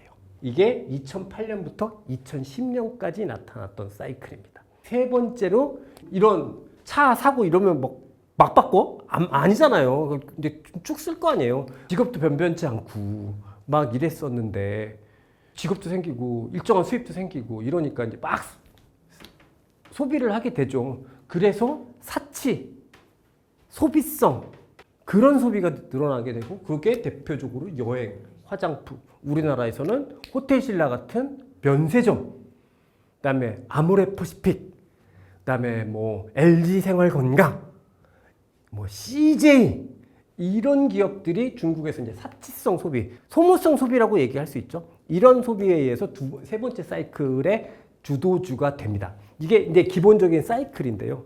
그럼 좀 궁금하지 않으세요? 여기서 여기로 이렇게는 무슨 이유로 옮겨지냐? 주도주의 히스토리를 알고 싶다는 거, 내가 주도주를 앞으로 잘 매매하고 싶은 건데 그러면 이걸 사는 거는 살 수 있다니까요. 눈 딱 감고 비싸도 사면 되잖아. 근데 잘 파는 게 중요하잖아요. 잘 파는 게 중요한데 그 시점이 어떤 이유에서 빠지게 됐느냐. 그게 굉장히 중요한 포인트겠죠. 사실 주도주의 입장에서는 되게 중요한 포인트겠죠. 근데 이게 지금 코스피 지수 대충 제가 유사하게 그린 건데 이게 무슨 일일까요? 기존 주도주가 빠졌는데 이때가 무슨 일이 있어서 이렇게 주가가 빠졌을까요? 금융위기예요. 그리고 이때는 뭐가 있었을까요? 이때도 많이 빠졌잖아요. 이때가 유럽 재정위기입니다. 주도주의 사이클이랑 다르죠? 주도주의 사이클은 지금 달라요. 주도주하고는 전혀 상관없는 문제로 지금 주가가 이렇게 빠진 거죠. 그래서 실질적으로 어떤 흐름이 있냐면 중국의 고정자산 투자, 결국은 중국의 실질적인 투자, 정부의 투자, 이 정부의 투자가 결국은 이 사이클을 만드는 거의 핵심이잖아요. 이 사이클은 기본적으로 어떻게 형성이 되냐면 이렇게 돼요. 그래서 사실 금융위기 아니었으면 조선철강은 이렇게 안 빠지고 이렇게 됐을 거예요. 이런 외부적인 이유로 이 실질적인 주도주의 사이클, 주도주의 상승 논리와 상관없이 외부적인 사이클로 증시는 이런 충격을 받았어요. 여기서 좀 약간 논리적 어폐가 있잖아. 3년 만에 중국 고정자산이 다 되고 그다음에 사람들은 갑자기 그다음부터 막 차화정으로 가? 아니지. 그 기간은 길 거잖아요. 그 기간이 여기서부터 여기까지일 거예요. 그러니까 인민들은 잘 먹고 살만 하죠?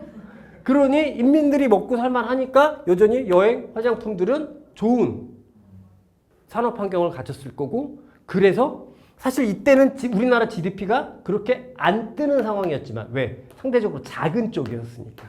그랬으나 실질적으로 3차 사이클까지 결국은 중국과 관련되어 있는 사이클을 세 개의 가지를 가지고 있고 실제 내용을 보면 그냥 이거를 기준으로 해서 이렇게 두 개의 군락으로 나눌 수 있다. 고정자산 투자의 사이클이 있고 그다음에 소비의 사이클이 있었을 거다. 그러니까 가장 중요한 건 반응하느냐 안 하느냐가 더 중요한 것 같고 사실 머릿속에 만약에 이 사이클에 대한 이해가 제대로 있었으면 여기서 여기로 올라타기도 되게 쉬웠을 거고 그렇죠? 여기서 여기 올라타는 것도 되게 쉬웠을 거고 그러니까 주도주는 항상 이런 사이클의 흐름을 보이는데 우리가 뭘 해야 된다? 얘가 왜 오르는지 이게 올라가는 스토리, 올라가는 이유를 잘 이해하고 있어야 할 것이다. 그러면 이건 또 과거니까 과거 앤드 현재까지 가보겠습니다. 저 개인적으로 생각할 때는 한 2017년, 16년부터 시작됐던 본격적인 사이클이라고 생각을 하고 저 혼자만의 이름을 붙이는 겁니다. 제가 붙이는 이름은 데이터 경제입니다. 없었던 거죠. 데이터를 가지고 뭔가 장사를 해먹기 시작하는 그런 새로운 형태의 비즈니스. AI라고 하지만 저는 개인적으로 생각할 때 이 데이터 경제 전체 사이클의 세 번째 테마다. AI 하나의 테마가 2017부터 게 아니라 되게 많은 테마가 있었다. 그리고 그 많은 테마 중에 지금 가장 핫한 테마는 얘다. 저는 이렇게 판단을 하고 싶고요. 이렇게 해석을 하고 있습니다. 그러면 하나하나 이제 이야기를 해볼게요. 2017년쯤인데요. 2017년에 대단한 일이 하나 벌어졌어요. 사회적으로 너무 센세이션한 우리나라하고도 연관이 있었던 알파고가 2세도 바둑으로 이긴 거예요. 그 다음부터 세상이 데이터가 뭔가 되게 중요한가 본데? 여러분들 많이 봤던 말 중에 하나가 막 빅데이터. 그러니까 뭐 데이터라는 개념이 막 이렇게 정립되기 시작하던 이 시점인데요. 사실 이 시점 이전부터 그런 것들을 생각하고 머릿속에 넣고 그것들을 비즈니스화 시킨 기업들이 있었어요. 그래서 그 기업들이 첫 번째로 남들이 못하고 있는 수익화를 만들어냈던 게 뭐냐면 구독경제입니다. 이때 이 구독경제를 이끌었던 기업들이 있어요. 예, 넷플릭스, 아마존, 이런 혁신 기업들이 탄생을 하는 거죠. 없었던 것들이 탄생을 하는 거예요. 이건 지금 보여드리는 건 S&P 500이거든요. S&P 500을 이렇게 계속해서 상승을 만들게 하고 있는 상황입니다. 넷플릭스라는 회사가 원래 DVD를 집에다가 발송해주고 그거 DVD 비디오방이거든. 비디오 대여점. 근데 얘네들이 혁신이 뭐였죠? 고객들의 취향에 대한 것들을 데이터화해서 사람들한테 추천해 주기도 하고 이렇게 데이터 경제를 실질적으로 만들었던 그 첫 번째였단 말이죠. 그래서 이 구독 경제가 사실 이 전체 데이터 경제라는 첫 번째 사이클, 데이터가 막 이렇게 많아지고 데이터가 하니까 내 하드에 안 들어가. 그래서 클라우드를 이용하면 좋겠다 라고 생각해서 이 시점부터 클라우드라는 게 본격적으로 도입되기 시작하거든요. 그러다가 대박이 터졌죠. 이게 뭐냐면 코비드예요. 코로나 이후에 가장 바뀐 건 재택근무를 하려면 기본적으로 클라우드는 돼야지. 클라우드가 우후죽순처럼 이제 커지게 되는 상황이 된 거죠. 그래서 이때의 주도주가 뭐냐면 클라우드 세계 1등이 어딘가요? 아마존의 AWS죠. 근데 이게 국방부, 펜타곤 이 클라우드를 발주를 줬는데 이걸 아마존을 안 준 거예요. 마이크로소프트의 애저한테 준 거예요. 그래서 내가 마이크로소프트, 아마존 이런 주식이 주도주가 되는 거죠. 그러다가 세 번째로 사이클이 나온 게 딱 갑자기 챗GPT가 나왔어요. 오! AI! 기본적으로 현재에선 데이터 경제가 큰 틀에서 그냥 구독 경제에서 클라우드에서 지금 AI로 이어지고 있는 상황이다. 이 말씀이 전체적으로 기본적인 대략적인 흐름일 것 같아요. 그러면 이것까지 뭐 다 아시는 이야기니까 여기서 이제 조금 더 얹어봐야겠죠. 수빈쌤이 주도주군, 그래서 중소형주 이런 말씀을 드렸죠. 이게 같이 올라요. 그렇게 해서 쭉 같이 오르거든요. 근데 그게 이 큰 사이클에서 보면 지금 넷플릭스 주가가 빠지나요? 안 빠지나요? 안 빠져요. 지금도 이만큼 올라와 있어요. 마이크로소프트나 아마존은 지금도 주도주죠. 막 올라와 있습니다. 그쵸? 근데 요 구간 동안 사실 주가 수익률로만 치면 정말 높은 주가 수익률을 보여준 기업들이 어떤 기업들이냐면 소프트웨어 기업들이에요. 세일즈포스, 뭐 아틀라시안 이런 소프트웨어 기업들이 왜? 클라우드가 서비스가 되니까 좋지. 그래서 사실 요 타이밍에 소프트웨어 기업들의 주가 상승률은 엄청나요. 그런데 AI 시대가 왔을 때 소프트웨어 기업들은 주가는 이렇게 있단 말이죠. AI 상황에서는 소프트웨어를 누가 다 해요? 빅테크, 아마존 지네들이 다 해먹잖아. 그래서 소프트웨어 기업들은 요새 지금 맥을 못 쓰는 거거든요. 그러니 이 타이밍에선 주도주군이 맞다. 하지만 이 전체 경제 사이클, 데이터 경제라는 전체 사이클에서 보면 주도주군이라고 볼 수가 없다. 삼성전자가 주도주였을 때 삼성전자보다 주가 상승률이 더 높은 건 삼성전자 반도체 부품주들.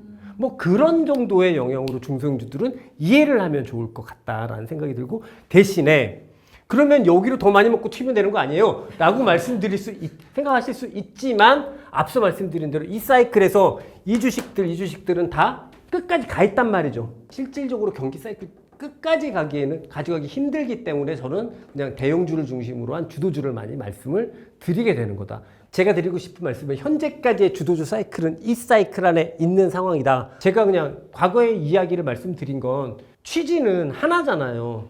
주도주라는 게 뭔지, 그리고 지금 현재 주도주가 이런 거구나. 이렇게 감을 좀 잡아주셨으면 좋겠고, 그러면 우리가 주도주를 한 번만 잘 잡으면 인생이 바뀌어져요, 안 바뀌어져요? 바뀌어져요. 왜? 이 사이클만 봐도 10년이 넘어간다니까 지금. 거의 10년째 가고 있잖아요. 2017년부터라고 생각을 해도 지금 2024년인데, 그렇게 보면 이 주도주는 한 번 잡으면 이 사이클에서 이렇게 바뀌겠지만 짧게는 1년, 길게는 몇 년.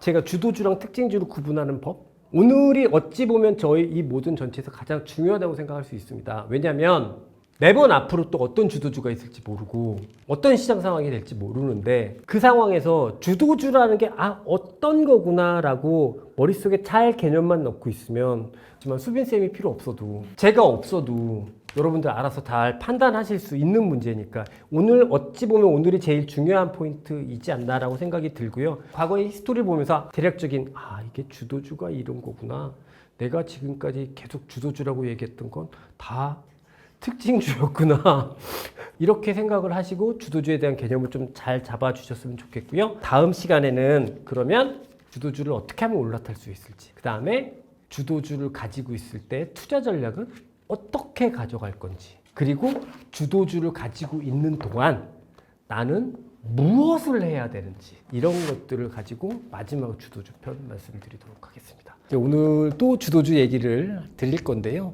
오늘은 이런 이야기를 드릴 겁니다. 이제 어떻게 하면 주도주를 가지고 있을 건지, 그리고 그러면 주도주를 가지고 있으면 나한테는 도대체 뭐가 진짜 좋아지냐 라는 거, 그리고 주도주를 가지고 있으면 멍하고 있으면 돼요? 안 되잖아요.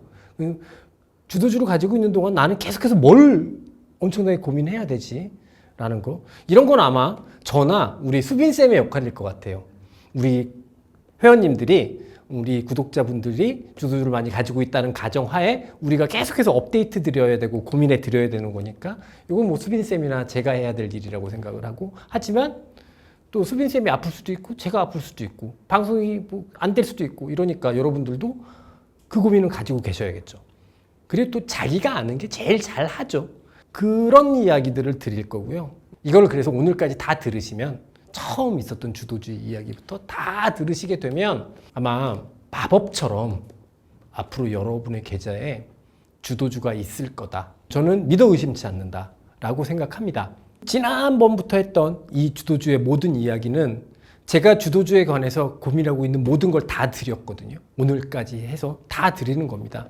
그러면 여러분들은 이거를 잘 흡수만, 소화만 하실 수 있다면, 제가 21년 동안 프랍 트레이더를 하면서 2006년부터 제가 은퇴하는 그 해 마지막까지 제 포트폴리오에 주도주가 없었던 적은 없어요. 그것도 뭐 주도주 뭐 1% 이런 거 아니고 가장 핵심적인 종목들로 없었던 적 없습니다. 그렇게 될 수 있다.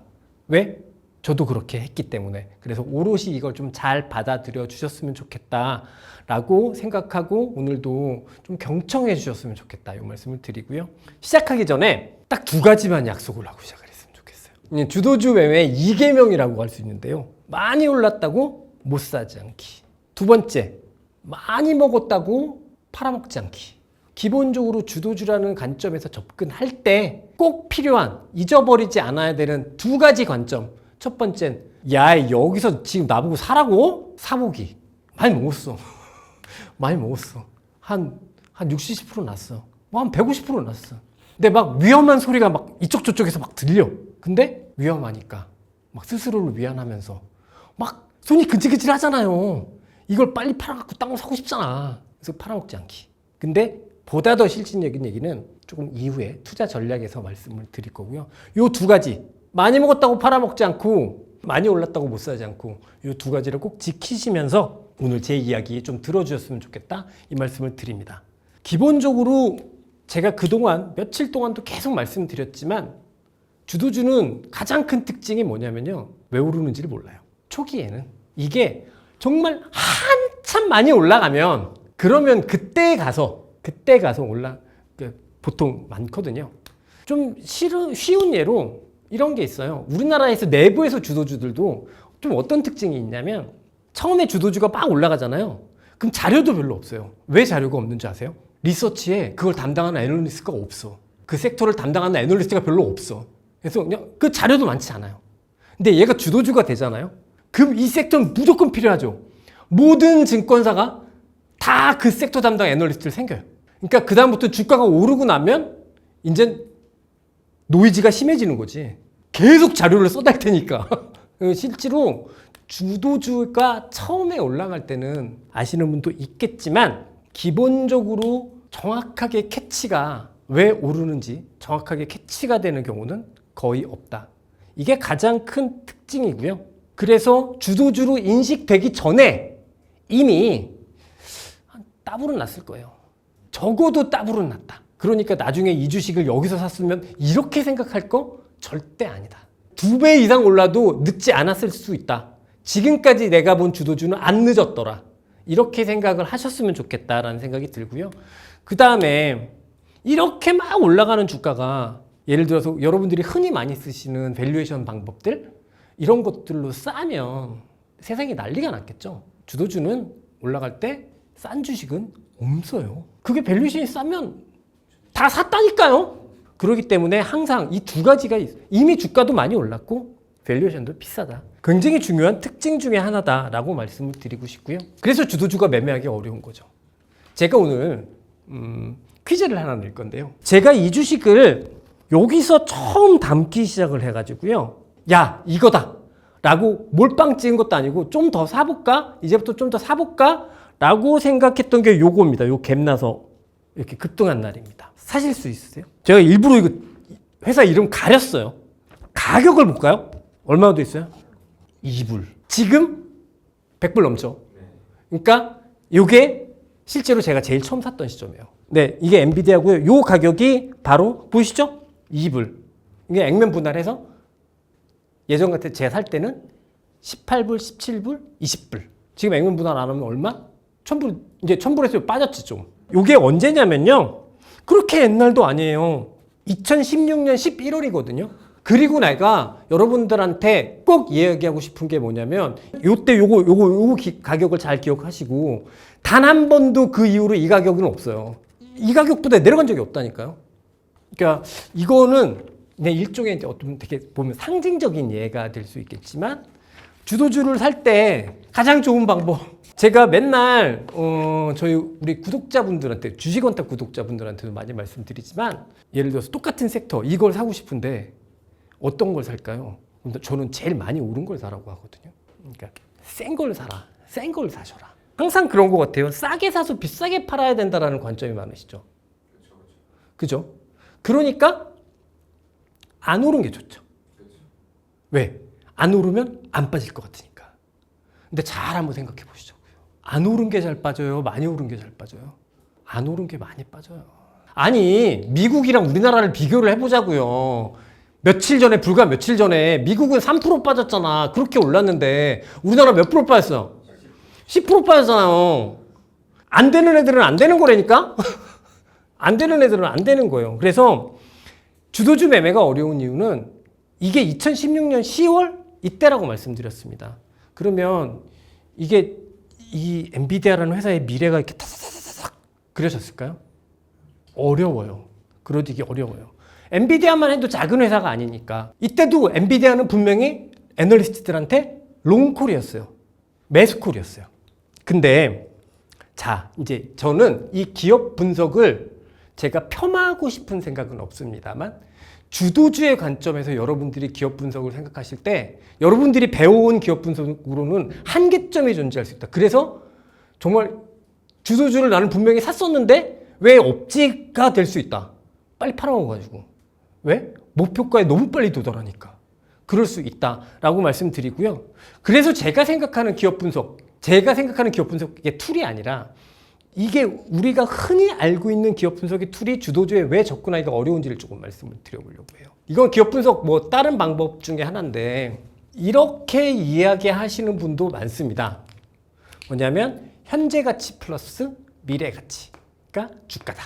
VP 플러스 VF. 인데 이거 제가 얘기한 거 아니에요.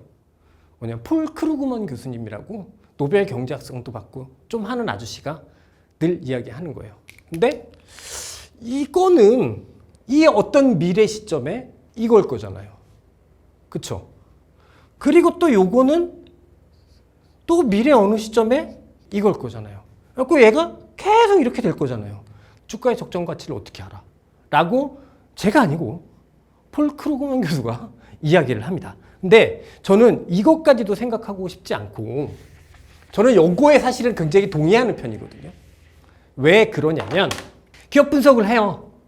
근데 제가 기업 분석의 관점에서 가장 한계점이다 라고 생각하는 건 뭐냐면 이게 플로우의 관점이 아니라 스톡의 관점이라는 거죠. 내가 지금 분석하는 시기에 현재 미래가 있잖아요.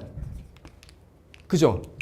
내가 분석하는 시기에 내가 정해놓은 내가 전망한 지금 현재 그리고 내가 전망한 미래가 있잖아요. 그쵸? 그게 딱 고정되어 있는 가격 이게 목표가거든요. 무슨 말씀인지 이해되시죠? 애널리스트가 분석을 해요. 지금 여러분들도 분석을 하는데 분석을 하는 그 시점에 내가 생각하는 현재 가치 그리고 내가 생각하는 이 회사의 미래 가치가 딱 고정되어 있을 때 그래서 나는 이 회사가 지금 적정 주가 한 15,000원 정도 할 것 같아. 적정 주가 2만 원 정도 할 것 같아. 라고 얘기하는 거잖아요. 그죠? 이게 갇혀있는 개념인가요? 아니면 흘러가는 개념인가요? 갇혀있는 개념이죠. 왜? 내가 이거를 정하는 과정에서 내가 이 분석을 하는 이 시점에 미래까지도 고정시켜 놓은 거잖아요. 근데 기업이 안 변하나? 기업은 변해요. 어떤 환경에 따라서 계속 변해요.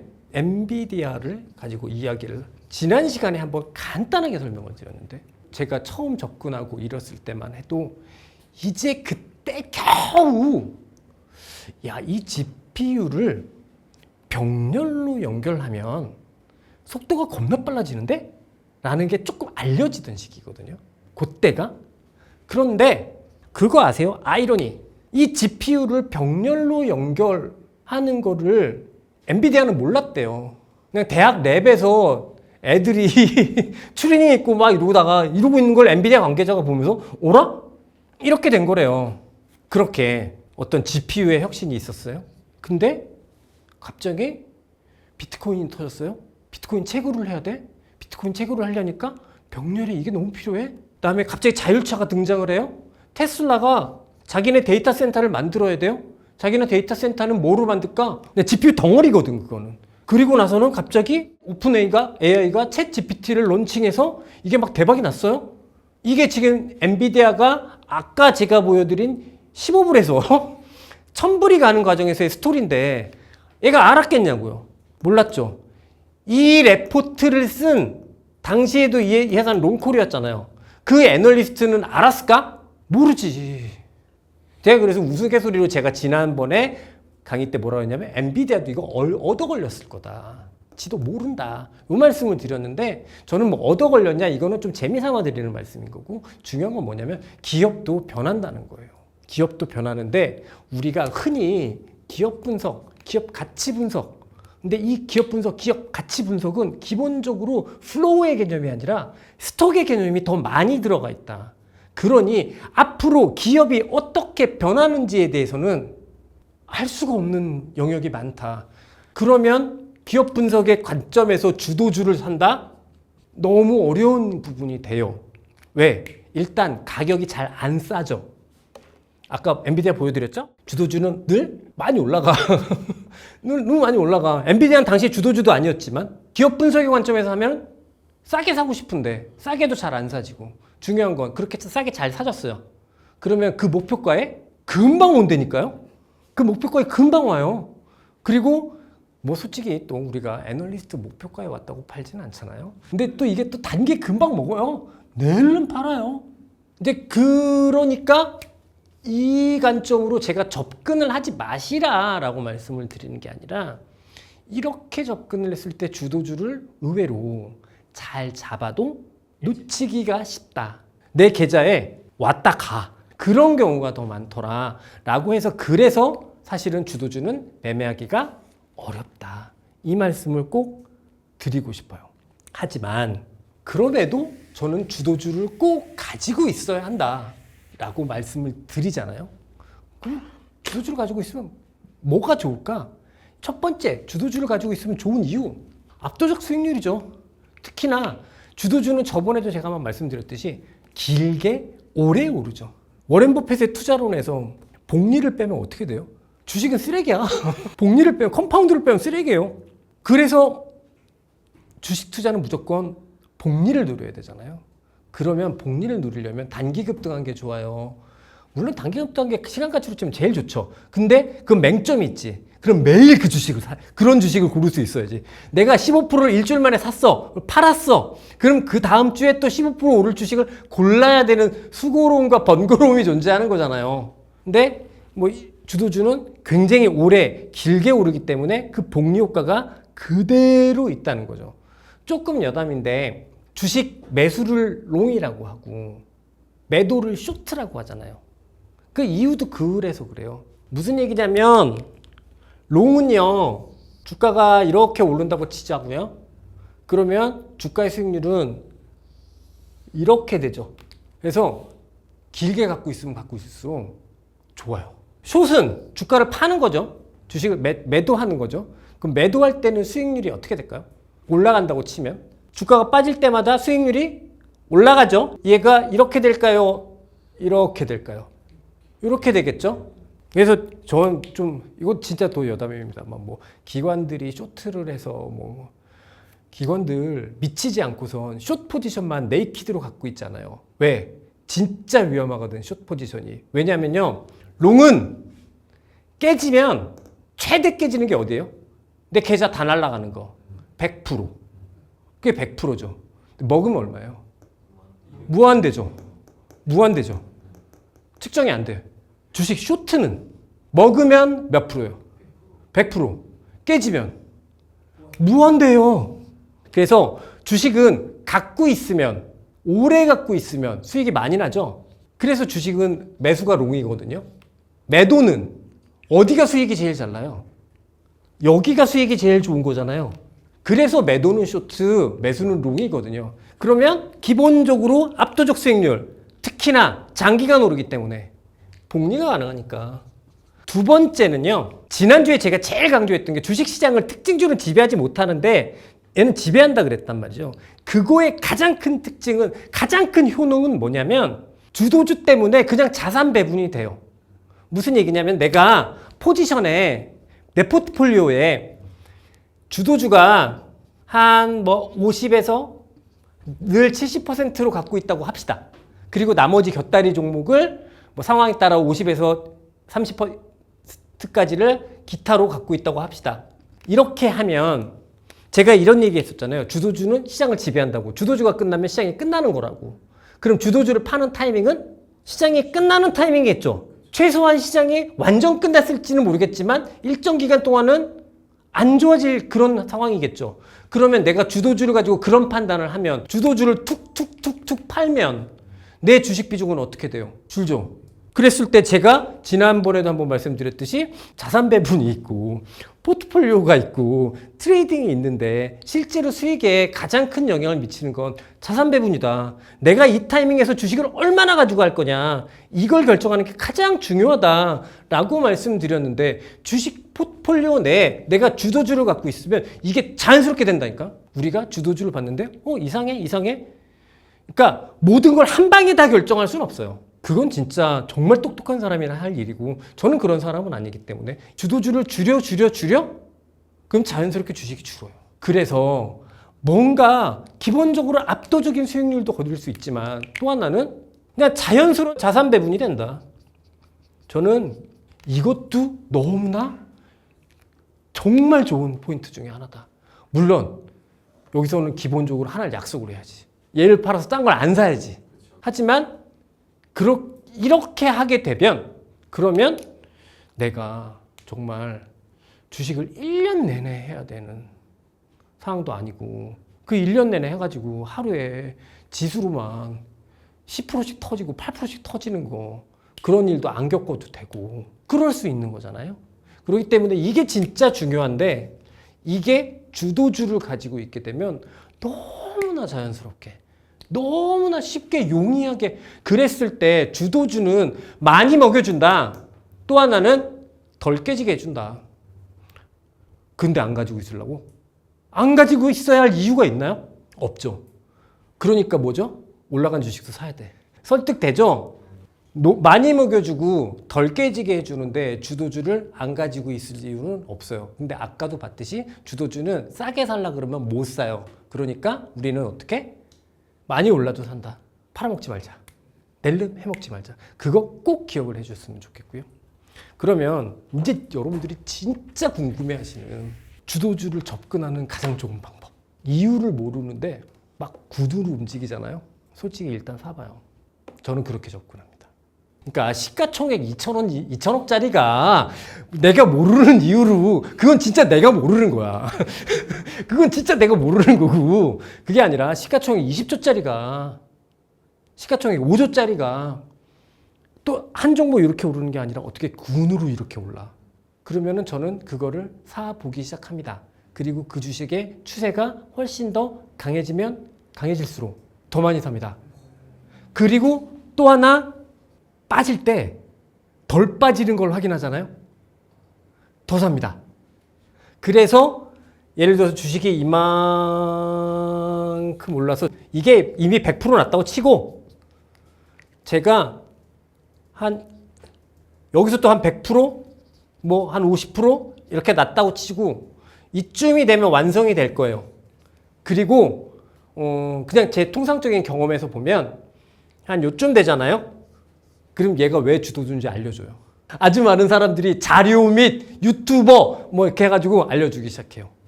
그리고 이때쯤 되면은 뭐 A라는 회사가 미래를 바꾸는 회사가 돼 있죠. 미래를 바꾸는, 세상을 바꾸는 회사가 돼 있고 이 회사를 신봉하는 사람들이 생기죠. 혁명 없는 사이클은 요거보다 조금 짧을 뿐이에요. 혁명 없는 사이클도 요거보다 조금 짧았을 뿐이고 사실은 그래서 가장 좋은 방법은 대형주군에서 내가 잘 설득은 안 되는데 특히나 혁명 없는 사이클에서는 그게 좀 캐치가 쉽게 되거든요. 왜? 비즈니스 구조가 다 우리가 알고 있는 거니까. 이 비즈니스 구조를 알고 있다는 건 어떤 일이 벌어지면 이 회사가, 이 산업이 좋아지는지를 알고 있으니까 대충 눈치채기가 쉽단 말이죠. 근데 혁명 있는 사이클, 혁명적인 사이클, 이런 사이클에서는 사실 모른다니까. 아까 우리 엔비디아 보면서 얘기했잖아요. 몰라요. 원래 엔비디아가 1000불 갈 회사여서 15불부터 갔겠냐고요. 그게 아니라 세상이 변하면서 엔비디아를 1000불로 만들어줬을 거잖아요. 세상이 변하면서 걔가 그렇게 갔을 뿐인 거니까 제가 솔직하게 말씀드려서 앞으로의 주도주는 어떻게 될 것 같고 앞으로의 미래는 어떻게 될 것 같고 이렇게 얘기하면 그건 정말 사기고 제가 말씀드리는 거는 어떤 미래 주도주가 될지 모르겠는데 이렇게 대형주군에서 이런 식으로 군으로 움직이는 종목군들이 생각보다 더 세게 그리고 생각보다 덜 안 빠지면서 이렇게 오르기 시작한다고 하면 일단 사본다. 그리고 그게 추세가 강화될 때마다 더 사고 있으면 불안불안한데 한 이쯤 되면 이게 왜냐하면 내가 이걸 많이 갖고 있잖아요. 사람이 다 이렇게 자기 중심으로 생각해 보자고. 내가 이걸 많이 갖고 있어. 그 주식에 대한 자료를 보게 돼, 안 보게 돼? 보게 되지. 그러면 이제 알려주는 이야기를 남들보다 조금 더 빨리 캐치하게 되는 거죠. 그때도 이렇게 올라오는데 이 주식에 대해서 관심이 없으면 이때 시장이 이미 알려주기 시작하는데 그때는 시장이 알려주는 이야기를 못 듣지. 시장이 이때부터 알려줘요. 왜 올라가는지를. 근데 이때 올라가는 걸 듣는 사람은 이 주식을 갖고 있는 사람만이에요. 그리고 안 갖고 있는 사람도 알게 되는 건 이때. 지금은 주식 안 하는 사람도 엔비디아 주식 다 알잖아. 여기서 시장이 알려준다고 얘기를 했어요. 근데 이건 여기서 가지고 있는 사람만 들을 수 있을 거예요. 이건 심리적으로 내가 갖고 있으니까 공부를 좀 한다니까. 관련한 뉴스도 보고 막 갑자기 내가 갖고 있는 이 회사 이름 나오면 응? 뭐 이러면 한번 보게 되고 그러면서 왜 오르는지 이때부터는 알게 되는데 사실 이때부터도 안 늦죠. 그래서 주도주를 접근하는 가장 좋은 방법 진짜 심플한데요. 이렇게 접근하시는 게 제 기준에서는 제일 좋았다. 제일 수월했다. 그리고 놓치지 않는 방법이었다. 솔직하게 말씀드리는 겁니다. 이제 이번 시간부터는요. 지금까지는 주도주를 막 어떻게 사야 되느냐 이런 마음가짐 뭐 이런 것들을 이야기했다면 오늘 지금 드리는 말씀은 주도주를 가지고 실제로 어떻게 매매를 할 것인가 그리고 더 궁극적으로는 주도주를 팔아야 하나? 저는 주도주는 꼭 팔아야 한다고 생각하는 사람인데 언제 팔 것인가? 안 팔면 어떻게 되나? 주도주를 안 팔면 어떻게 되나?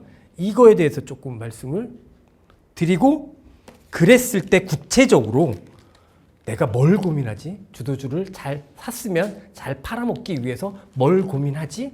그랬을 때 내 포트폴리오는 실제로 좀 어떻게 운용을 하지? 뭐 이런 거를 말씀을 드릴 거예요. 그림을 하나 그려놓고 시작할게요. 뭐 이렇게 됐다고 칩시다. 이렇게 되는 상황이면 앞서 얘기했던 대로 한 이쯤 되잖아요. 이쯤 되면 주식에 관심이 없는 사람도 이 주식이 주도주인 걸 알게 됩니다. 그리고 이때 알려져 있는 이 회사의 기업의 펀더멘탈은 너무 매력적이에요. 막 세상을 너무 바꿀 수 있고 그다음에 너무 미래지향적이고 세상에 이런 기업이 없어. 이런 기업이 없거든요. 그런데 그러면 이 주식은 평생 함께 가면 돼요? 절대 아니거든요.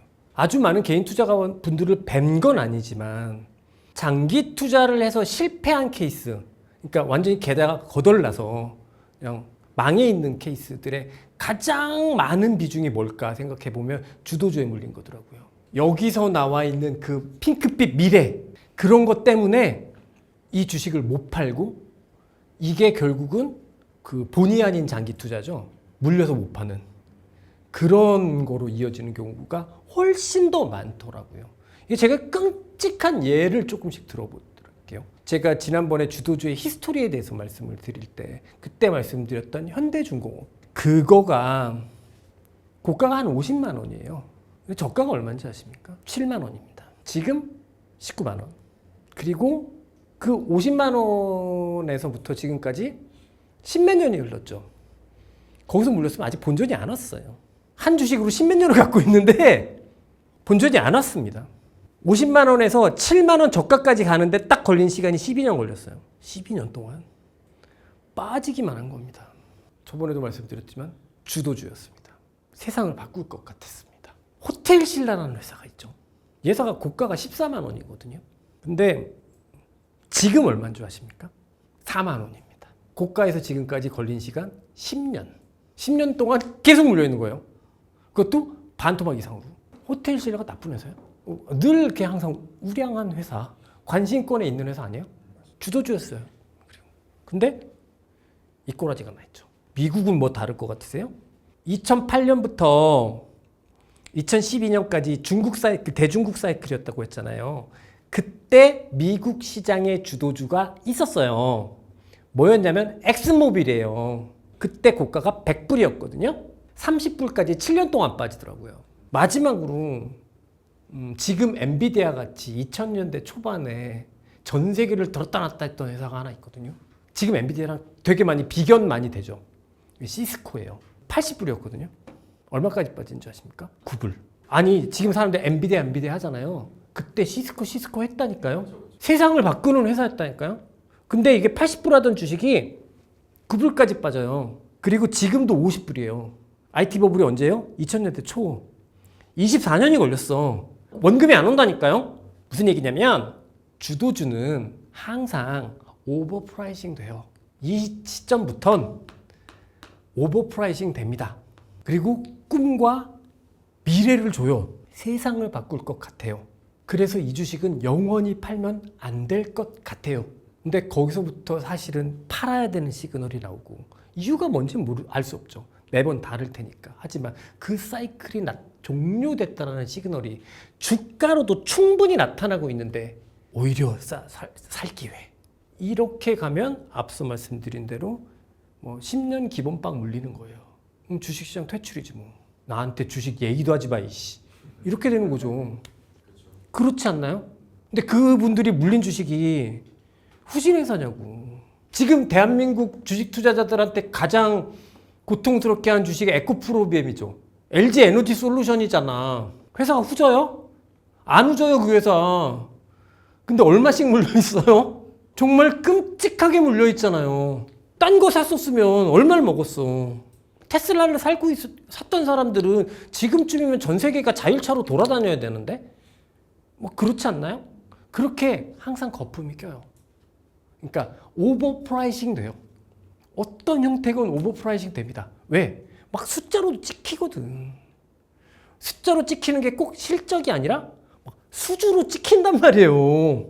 애널리스트들은 존만 이코래? 원래 2차 전지에 애널리스트가 몇 명 없었다니까?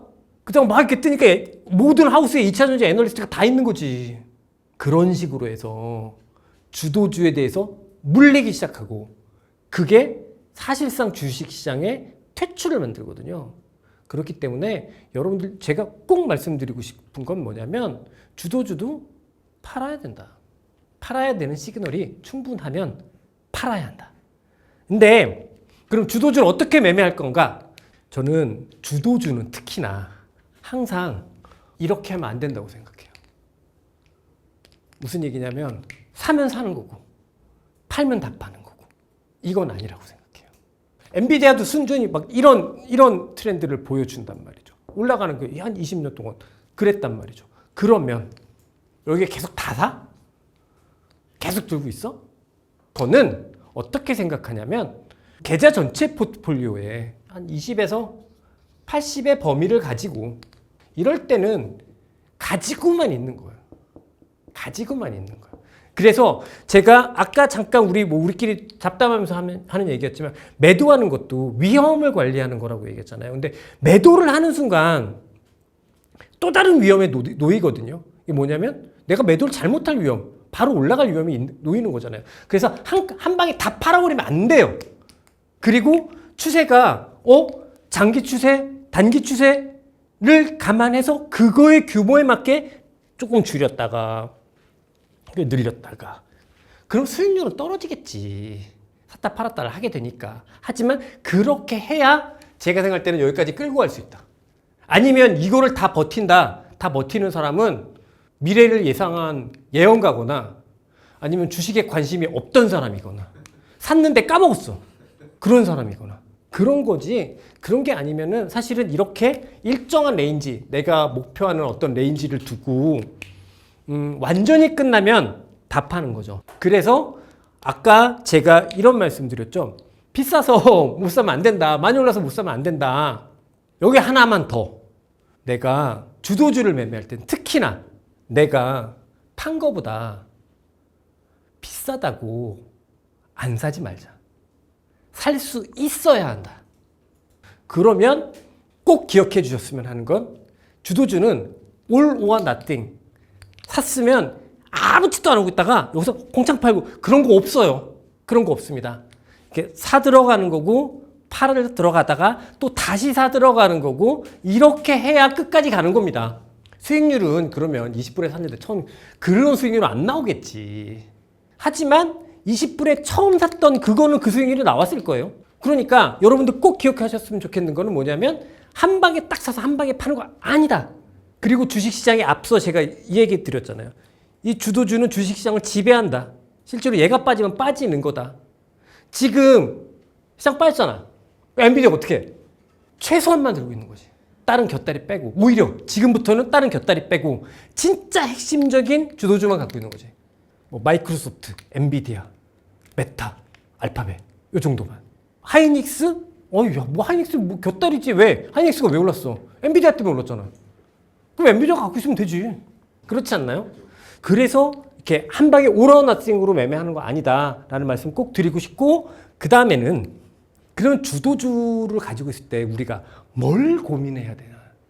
이제 이건 수빈쌤이랑 제가 주로 고민을 해줘야 되는 문제이기도 한데, 첫 번째는요, 저는 제 기준에서 얘기하면 앞서 말씀드린 대로 주도주가 왜 오른지 잘 모르고 나중에 한참 돼서 알고 실제로 빠질 때도 뭐 이번에 엔비디아가 빠졌는데 엔비디아가 빠져야 되는 이유에 대해서 구체적으로 알아진 게 있나요? 별로 없단 말이죠. 그렇죠? 그렇기 때문에 저는 기본적인 정서가 첫 번째는 그냥 주가다.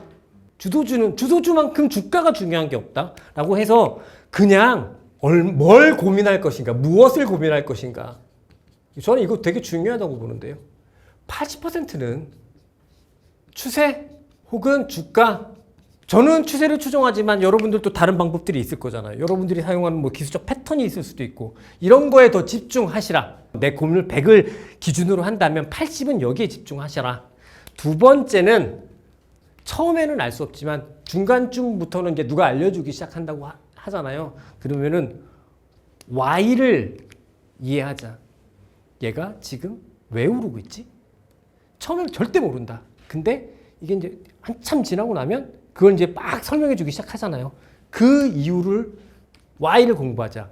근데 왜 공부하냐? 남들한테 잘난 척 하려고? 그게 아니라 왜를 알아야 언제 팔지에 대한 내용을 파악할 수 있거든요. 무슨 얘기냐면 저는 주도주를 갖고 있는 순간부터 그 다음부터 뭘 고민하냐면 이거예요. 왜 오르냐를 공부를 했단 말이에요. 그러면 이제부터는 그러면 도대체 얘한테 무슨 일이 벌어지면 얘가 망하지? 얘한테 어떤 일이 벌어지면 얘가 지금 올라가는 이 주가에 올라가는 상승 스토리 자체가 다 깨질까? 그리고 이게 내가 주가를 매일매일 바라보는 것처럼 이렇게 딱 시각해서 바라볼 수 있는 지표는 뭘까? 숫자로 바라볼 수 있는 지표는 뭘까? 이걸 엄청 고민하거든요. 조선주 올라갈 땐 되게 뚜렷한 같이 동행해서 보는 지표가 있었어요. BDI가 그랬거든요. BDI가 그때는 조선주에 되게 바로미터로 작용을 했었는데 사실 이제 실적 막 이렇게 얘기하잖아요. 그러면 이게 되게 어려워지거든요. 왜? 왠지 아세요? 주식은 매일매일 거래되죠. 회사의 실적은 가장 빨리 알 수 있는 방법이 3개월에 한 번이야. 애널리스트한테 되게 미안한 얘기지만 실적은 주가를 잘 이해하는데 크게 도움이 잘 안 돼요. 나중에 설명할 때 도움이 되지. 지금 이 실적에 영향을 주는 요소가 뭘까? 이게 매일매일 주가처럼 같이 움직여지는 그런 지표가 있을까? 그러면 제일 좋을 거고 그게 없다고 하더라도 이거 무슨 일이 언제 팔아야 되나? 그러니까 뭐 쉽게 얘기해서 무슨 일이 벌어지면 팔아야 되나? 이것들을 고민하거든요. 이것들을 고민하는 게 주도주를 가지고 있었을 때 고민해야 되는 거라고 생각을 해요. 다만 우리가 지난번에 주도주 역사를 얘기할 때 주도주가 부러지는 케이스가 꼭 주도주의 상승 논리의 훼손으로만 부러지질 않았거든. 조선주 랠리를 하고 있는데 중국의 고정자산 투자로 막 가고 있는데 미국 금융위기 때문에 주도주가 깨지기 시작을 했고요. 그 다음에 데이터 센터 클라우드 주식들이 막 날아가는데 미국 금리 올린다고 해서 얘네들이 빠지기 시작했단 말이죠. 그러니까 전혀 그런 외부적인 요인도 있다. 꼭 반드시 내부적인 요인으로만 빠지는 건 아니다. 이건 기억하시고. 그러나 제가 이 비중을 얘기하자면 이거 5, 요거 15라고 생각하면 가장 중요한 건 뭐? 내가 뭐 솔직히 얘기해서 내가 뭐 그렇게 고민해봐야 내가 얘를 못 이긴다. 이렇게 생각하고 내가 고민하는 거에 80%는 그냥 여기에 집중하셔. 저 같으면 뭐 추세가 될 거고, 뭐 여러분들 뭐 기술적 패턴이 될 수도 있겠고, 뭐 어떤 기술적 시그널이 될 수도 있겠고, 아니면 그때 주가 자체 뭐 호가창의 변화, 뭐 이런 게 될 수도 있겠죠. 하여간 그거에도 집중하셔라 이 말씀을 드리고요. 대신에 앞서 제가 주도주 꼭 팔아야 된다고 얘기하는 건 주도주가 실질적으로 그 사이클 자체가 다 끝난다는 건 그 시장의 대세 상승 사이클이 다 끝난다는 의미가 되는 거고, 그러면 새로운 사이클이 올 때까진 주식은 안 하는 게 답일 거고, 근데 그 안 되는 장에서 아니 물 들어올 때 노를 젓잖아요. 근데 물 빠진 다음에 노를 저으면 노가 부러진다니까. 그런 자산 배분의 기준이 된다. 그래서 그리고 앞서 말씀드린 대로 그리고 나서 주도주는 항상 오버 프라이싱이 돼 있기 때문에 안 팔면 퇴출될 수 있다. 꼭 팔아야 된다 라고 생각을 하고요. 그러면 주도주를 가지고 포트폴리오를 어떻게 꾸릴까? 이건 개인차가 분명히 존재하는 부분이다 라고 생각이 들거든요. 제가 가지고 있는 가이드라인은 뭐냐면 기본적으로 내가 주식을 열심히 한다고 하면 주도주가 이 범위 안에 있어야 된다. 내가 100을 주식을 갖고 있다면. 그러니까 주도주를 중심으로 이만큼은 가지고 있어야 한다. 근데 대신에 한 종목에 몰빵 찍는 게 아니라 주도주군이 생기잖아요. 그러면은 이게 주도주로 이만큼에서 이만큼까지 갖고 있다고 하면 이거 자체가 위험한 전략이 되거든요. 왜 위험한 전략이 되냐면 계좌에 내가 분산을 시켰잖아요. 근데 주도주로 70%를 갖고 있으면 내가 6종목으로 분산을 해도 그 6종목이 똑같이 움직여. 구글이랑 마이크로소프트가 다르게 움직여요? 비슷하게 움직여요. 근데 저는 그렇게 올라가는 주도주군에 몰빵 찍는 거 좋아해요. 포트폴리오의 상관관계를 낮추는 건 싫어해요. 왜? 나는 오르는 주식이 좋거든. 이건 되게 공격적인 전략인 거죠. 그러니까 보통 분산하라고 하죠. 근데 분산하라는 게 뭐죠? 각각의 자산의 상관관계를 낮추라는 거잖아요. 근데 저는 상관관계는 낮추지 마라. 그러면 안 오르는 주식을 가지고 있어야 된다는 얘기인데 그럼 채권을 해라. 주식을 할 거면 상관관계를 높여서 올라가는 주식을 많이 갖고 있어라. 대신에 만약에 상관관계가 떨어지는데 올라가는 주식이 있으면 그건 많이 갖고 있을 만 하죠. 얼마 전까지 보면 빅테크, 엔비디아 막 올라가는데 미국 은행주도 같이 올라갔거든. 근데 둘의 상관관계는 없어. 그럼 얘는 많이 갖고 있을 만 하죠. 그러니까 포트폴리오는 그렇게 가져가라. 대신에 이게 되게 위험하잖아요. 위험하니 변동성은 좀 낮은 주식으로 가져가자가 저의 기준이에요. 근데 이거 이하로 가져가야 된다? 그 얘기는 뭐죠? 주식을 하지 말아야 되는 타이밍이 되는 거겠죠. 그래서 주도주를 중심으로 해서 포트폴리오는 저는 이렇게 생각합니다. 변동성을 키울 거냐, 변동성을 낮출 거냐는 자유. 개인의 자유. 그리고 마지막으로 앞서도 한번 말씀드렸는데 주도주와 사실은 결국은 주식 비중, 자산 배분. 이거의 가장 핵심적인 부분들을 다시 한번 마지막으로 강조를 드리면서 마무리를 할 건데요. 이게 주식시장이 이렇게 됐다고 칩시다. 이렇게 진행된다고 치면 각자들의 목표가 있으시죠? 각자들의 목표가 있는데 많은 분들이 이렇게 목표를 삼으시죠. 근데 이 이야기는 엄밀하게 보면 어떤 맹점이 있냐면 나는 올라도 먹고 빠져도 먹고 올라도 먹고 빠져도 먹고 이렇게 할 거야. 그렇죠? 여기서도 계속 우상향하니까. 근데 저는 실질적으로 제가 목표하는 건 제가 부자TV 처음 나와서도 한번 보여드린 바 있는데 저는 이렇게 생각합니다. 이게 제 목표입니다. 올라갈 때 시장보다 많이 먹고 싶은 생각은 없어요. 근데 진짜 내가 신경 쓰고 싶은 건 요 구간에서 손실을 요렇게 내자. 그 다음에 또 올라갈 때 요만큼 내고 또 빠질 때 손실을 요렇게 내자. 올라갈 때 이만큼 내고 그래서 지나고 나면 시장은 똑같은데 나는 돈을 벌었더라. 이게 제가 하고자 하는 목표거든요. 그런데 이런 목표 하에서 이거를 얻어낼 수 있는 가장 쉽고 간편한 방법은 이때 주식을 열심히 하고 이때 주식을 안 하고 이때 주식을 열심히 하고 이때 안 하고 그러기만 하면 돼요. 주식은 좀 쉽게 하면 되거든요. 제가 미국 주식을 더 많이 합시다라고 말씀드리는 이유가 그냥 딴 게 없어요. 거기가 장이 더 좋잖아요. 그러면 그렇게 쉽게 고민 안 해도 대충 사면 다 올라. 근데 여기서 먹겠다라고 하면 자칫하다가 수익률이 어떻게 되냐면 이렇게 돼요. 그래서 시장은 이렇게 했다가 이렇게 됐는데 난 마이너스야. 이게 자칫하다 보면 그렇게 되거든요. 앞에서 얘기했듯이 내가 주도주를 포트폴리오의 핵심으로 갖고 있으면 주도주가 깨지기 시작하면 시장은 끝나는 거니까 시장이 깨지는 거니까 그러면 나는 자연스럽게 주도주를 팔면 다른 주식을 안 산다는 가정하에 그 주식을 팔면 그럼 난 저절로 주식 비중이 줄어 있겠죠. 포트폴리오 내에 주도주를 가지고 있으면 그리고 그 주도주를 앞서 제가 주도주 투자 전략에서 얘기했듯이 상황에 따라서 비중 조절을 하면 우리가 주식 투자를 하는데 가장 어려운 과정이라는 자산 배분 과정, 주식 비중을 조절하는 과정이 의외로 가장 쉽게 해결이 된다는 거죠. 그래서 이렇게 길게 말씀을 드렸는데 저는 주식해서 돈 버는 법 딱 하나라고 생각합니다.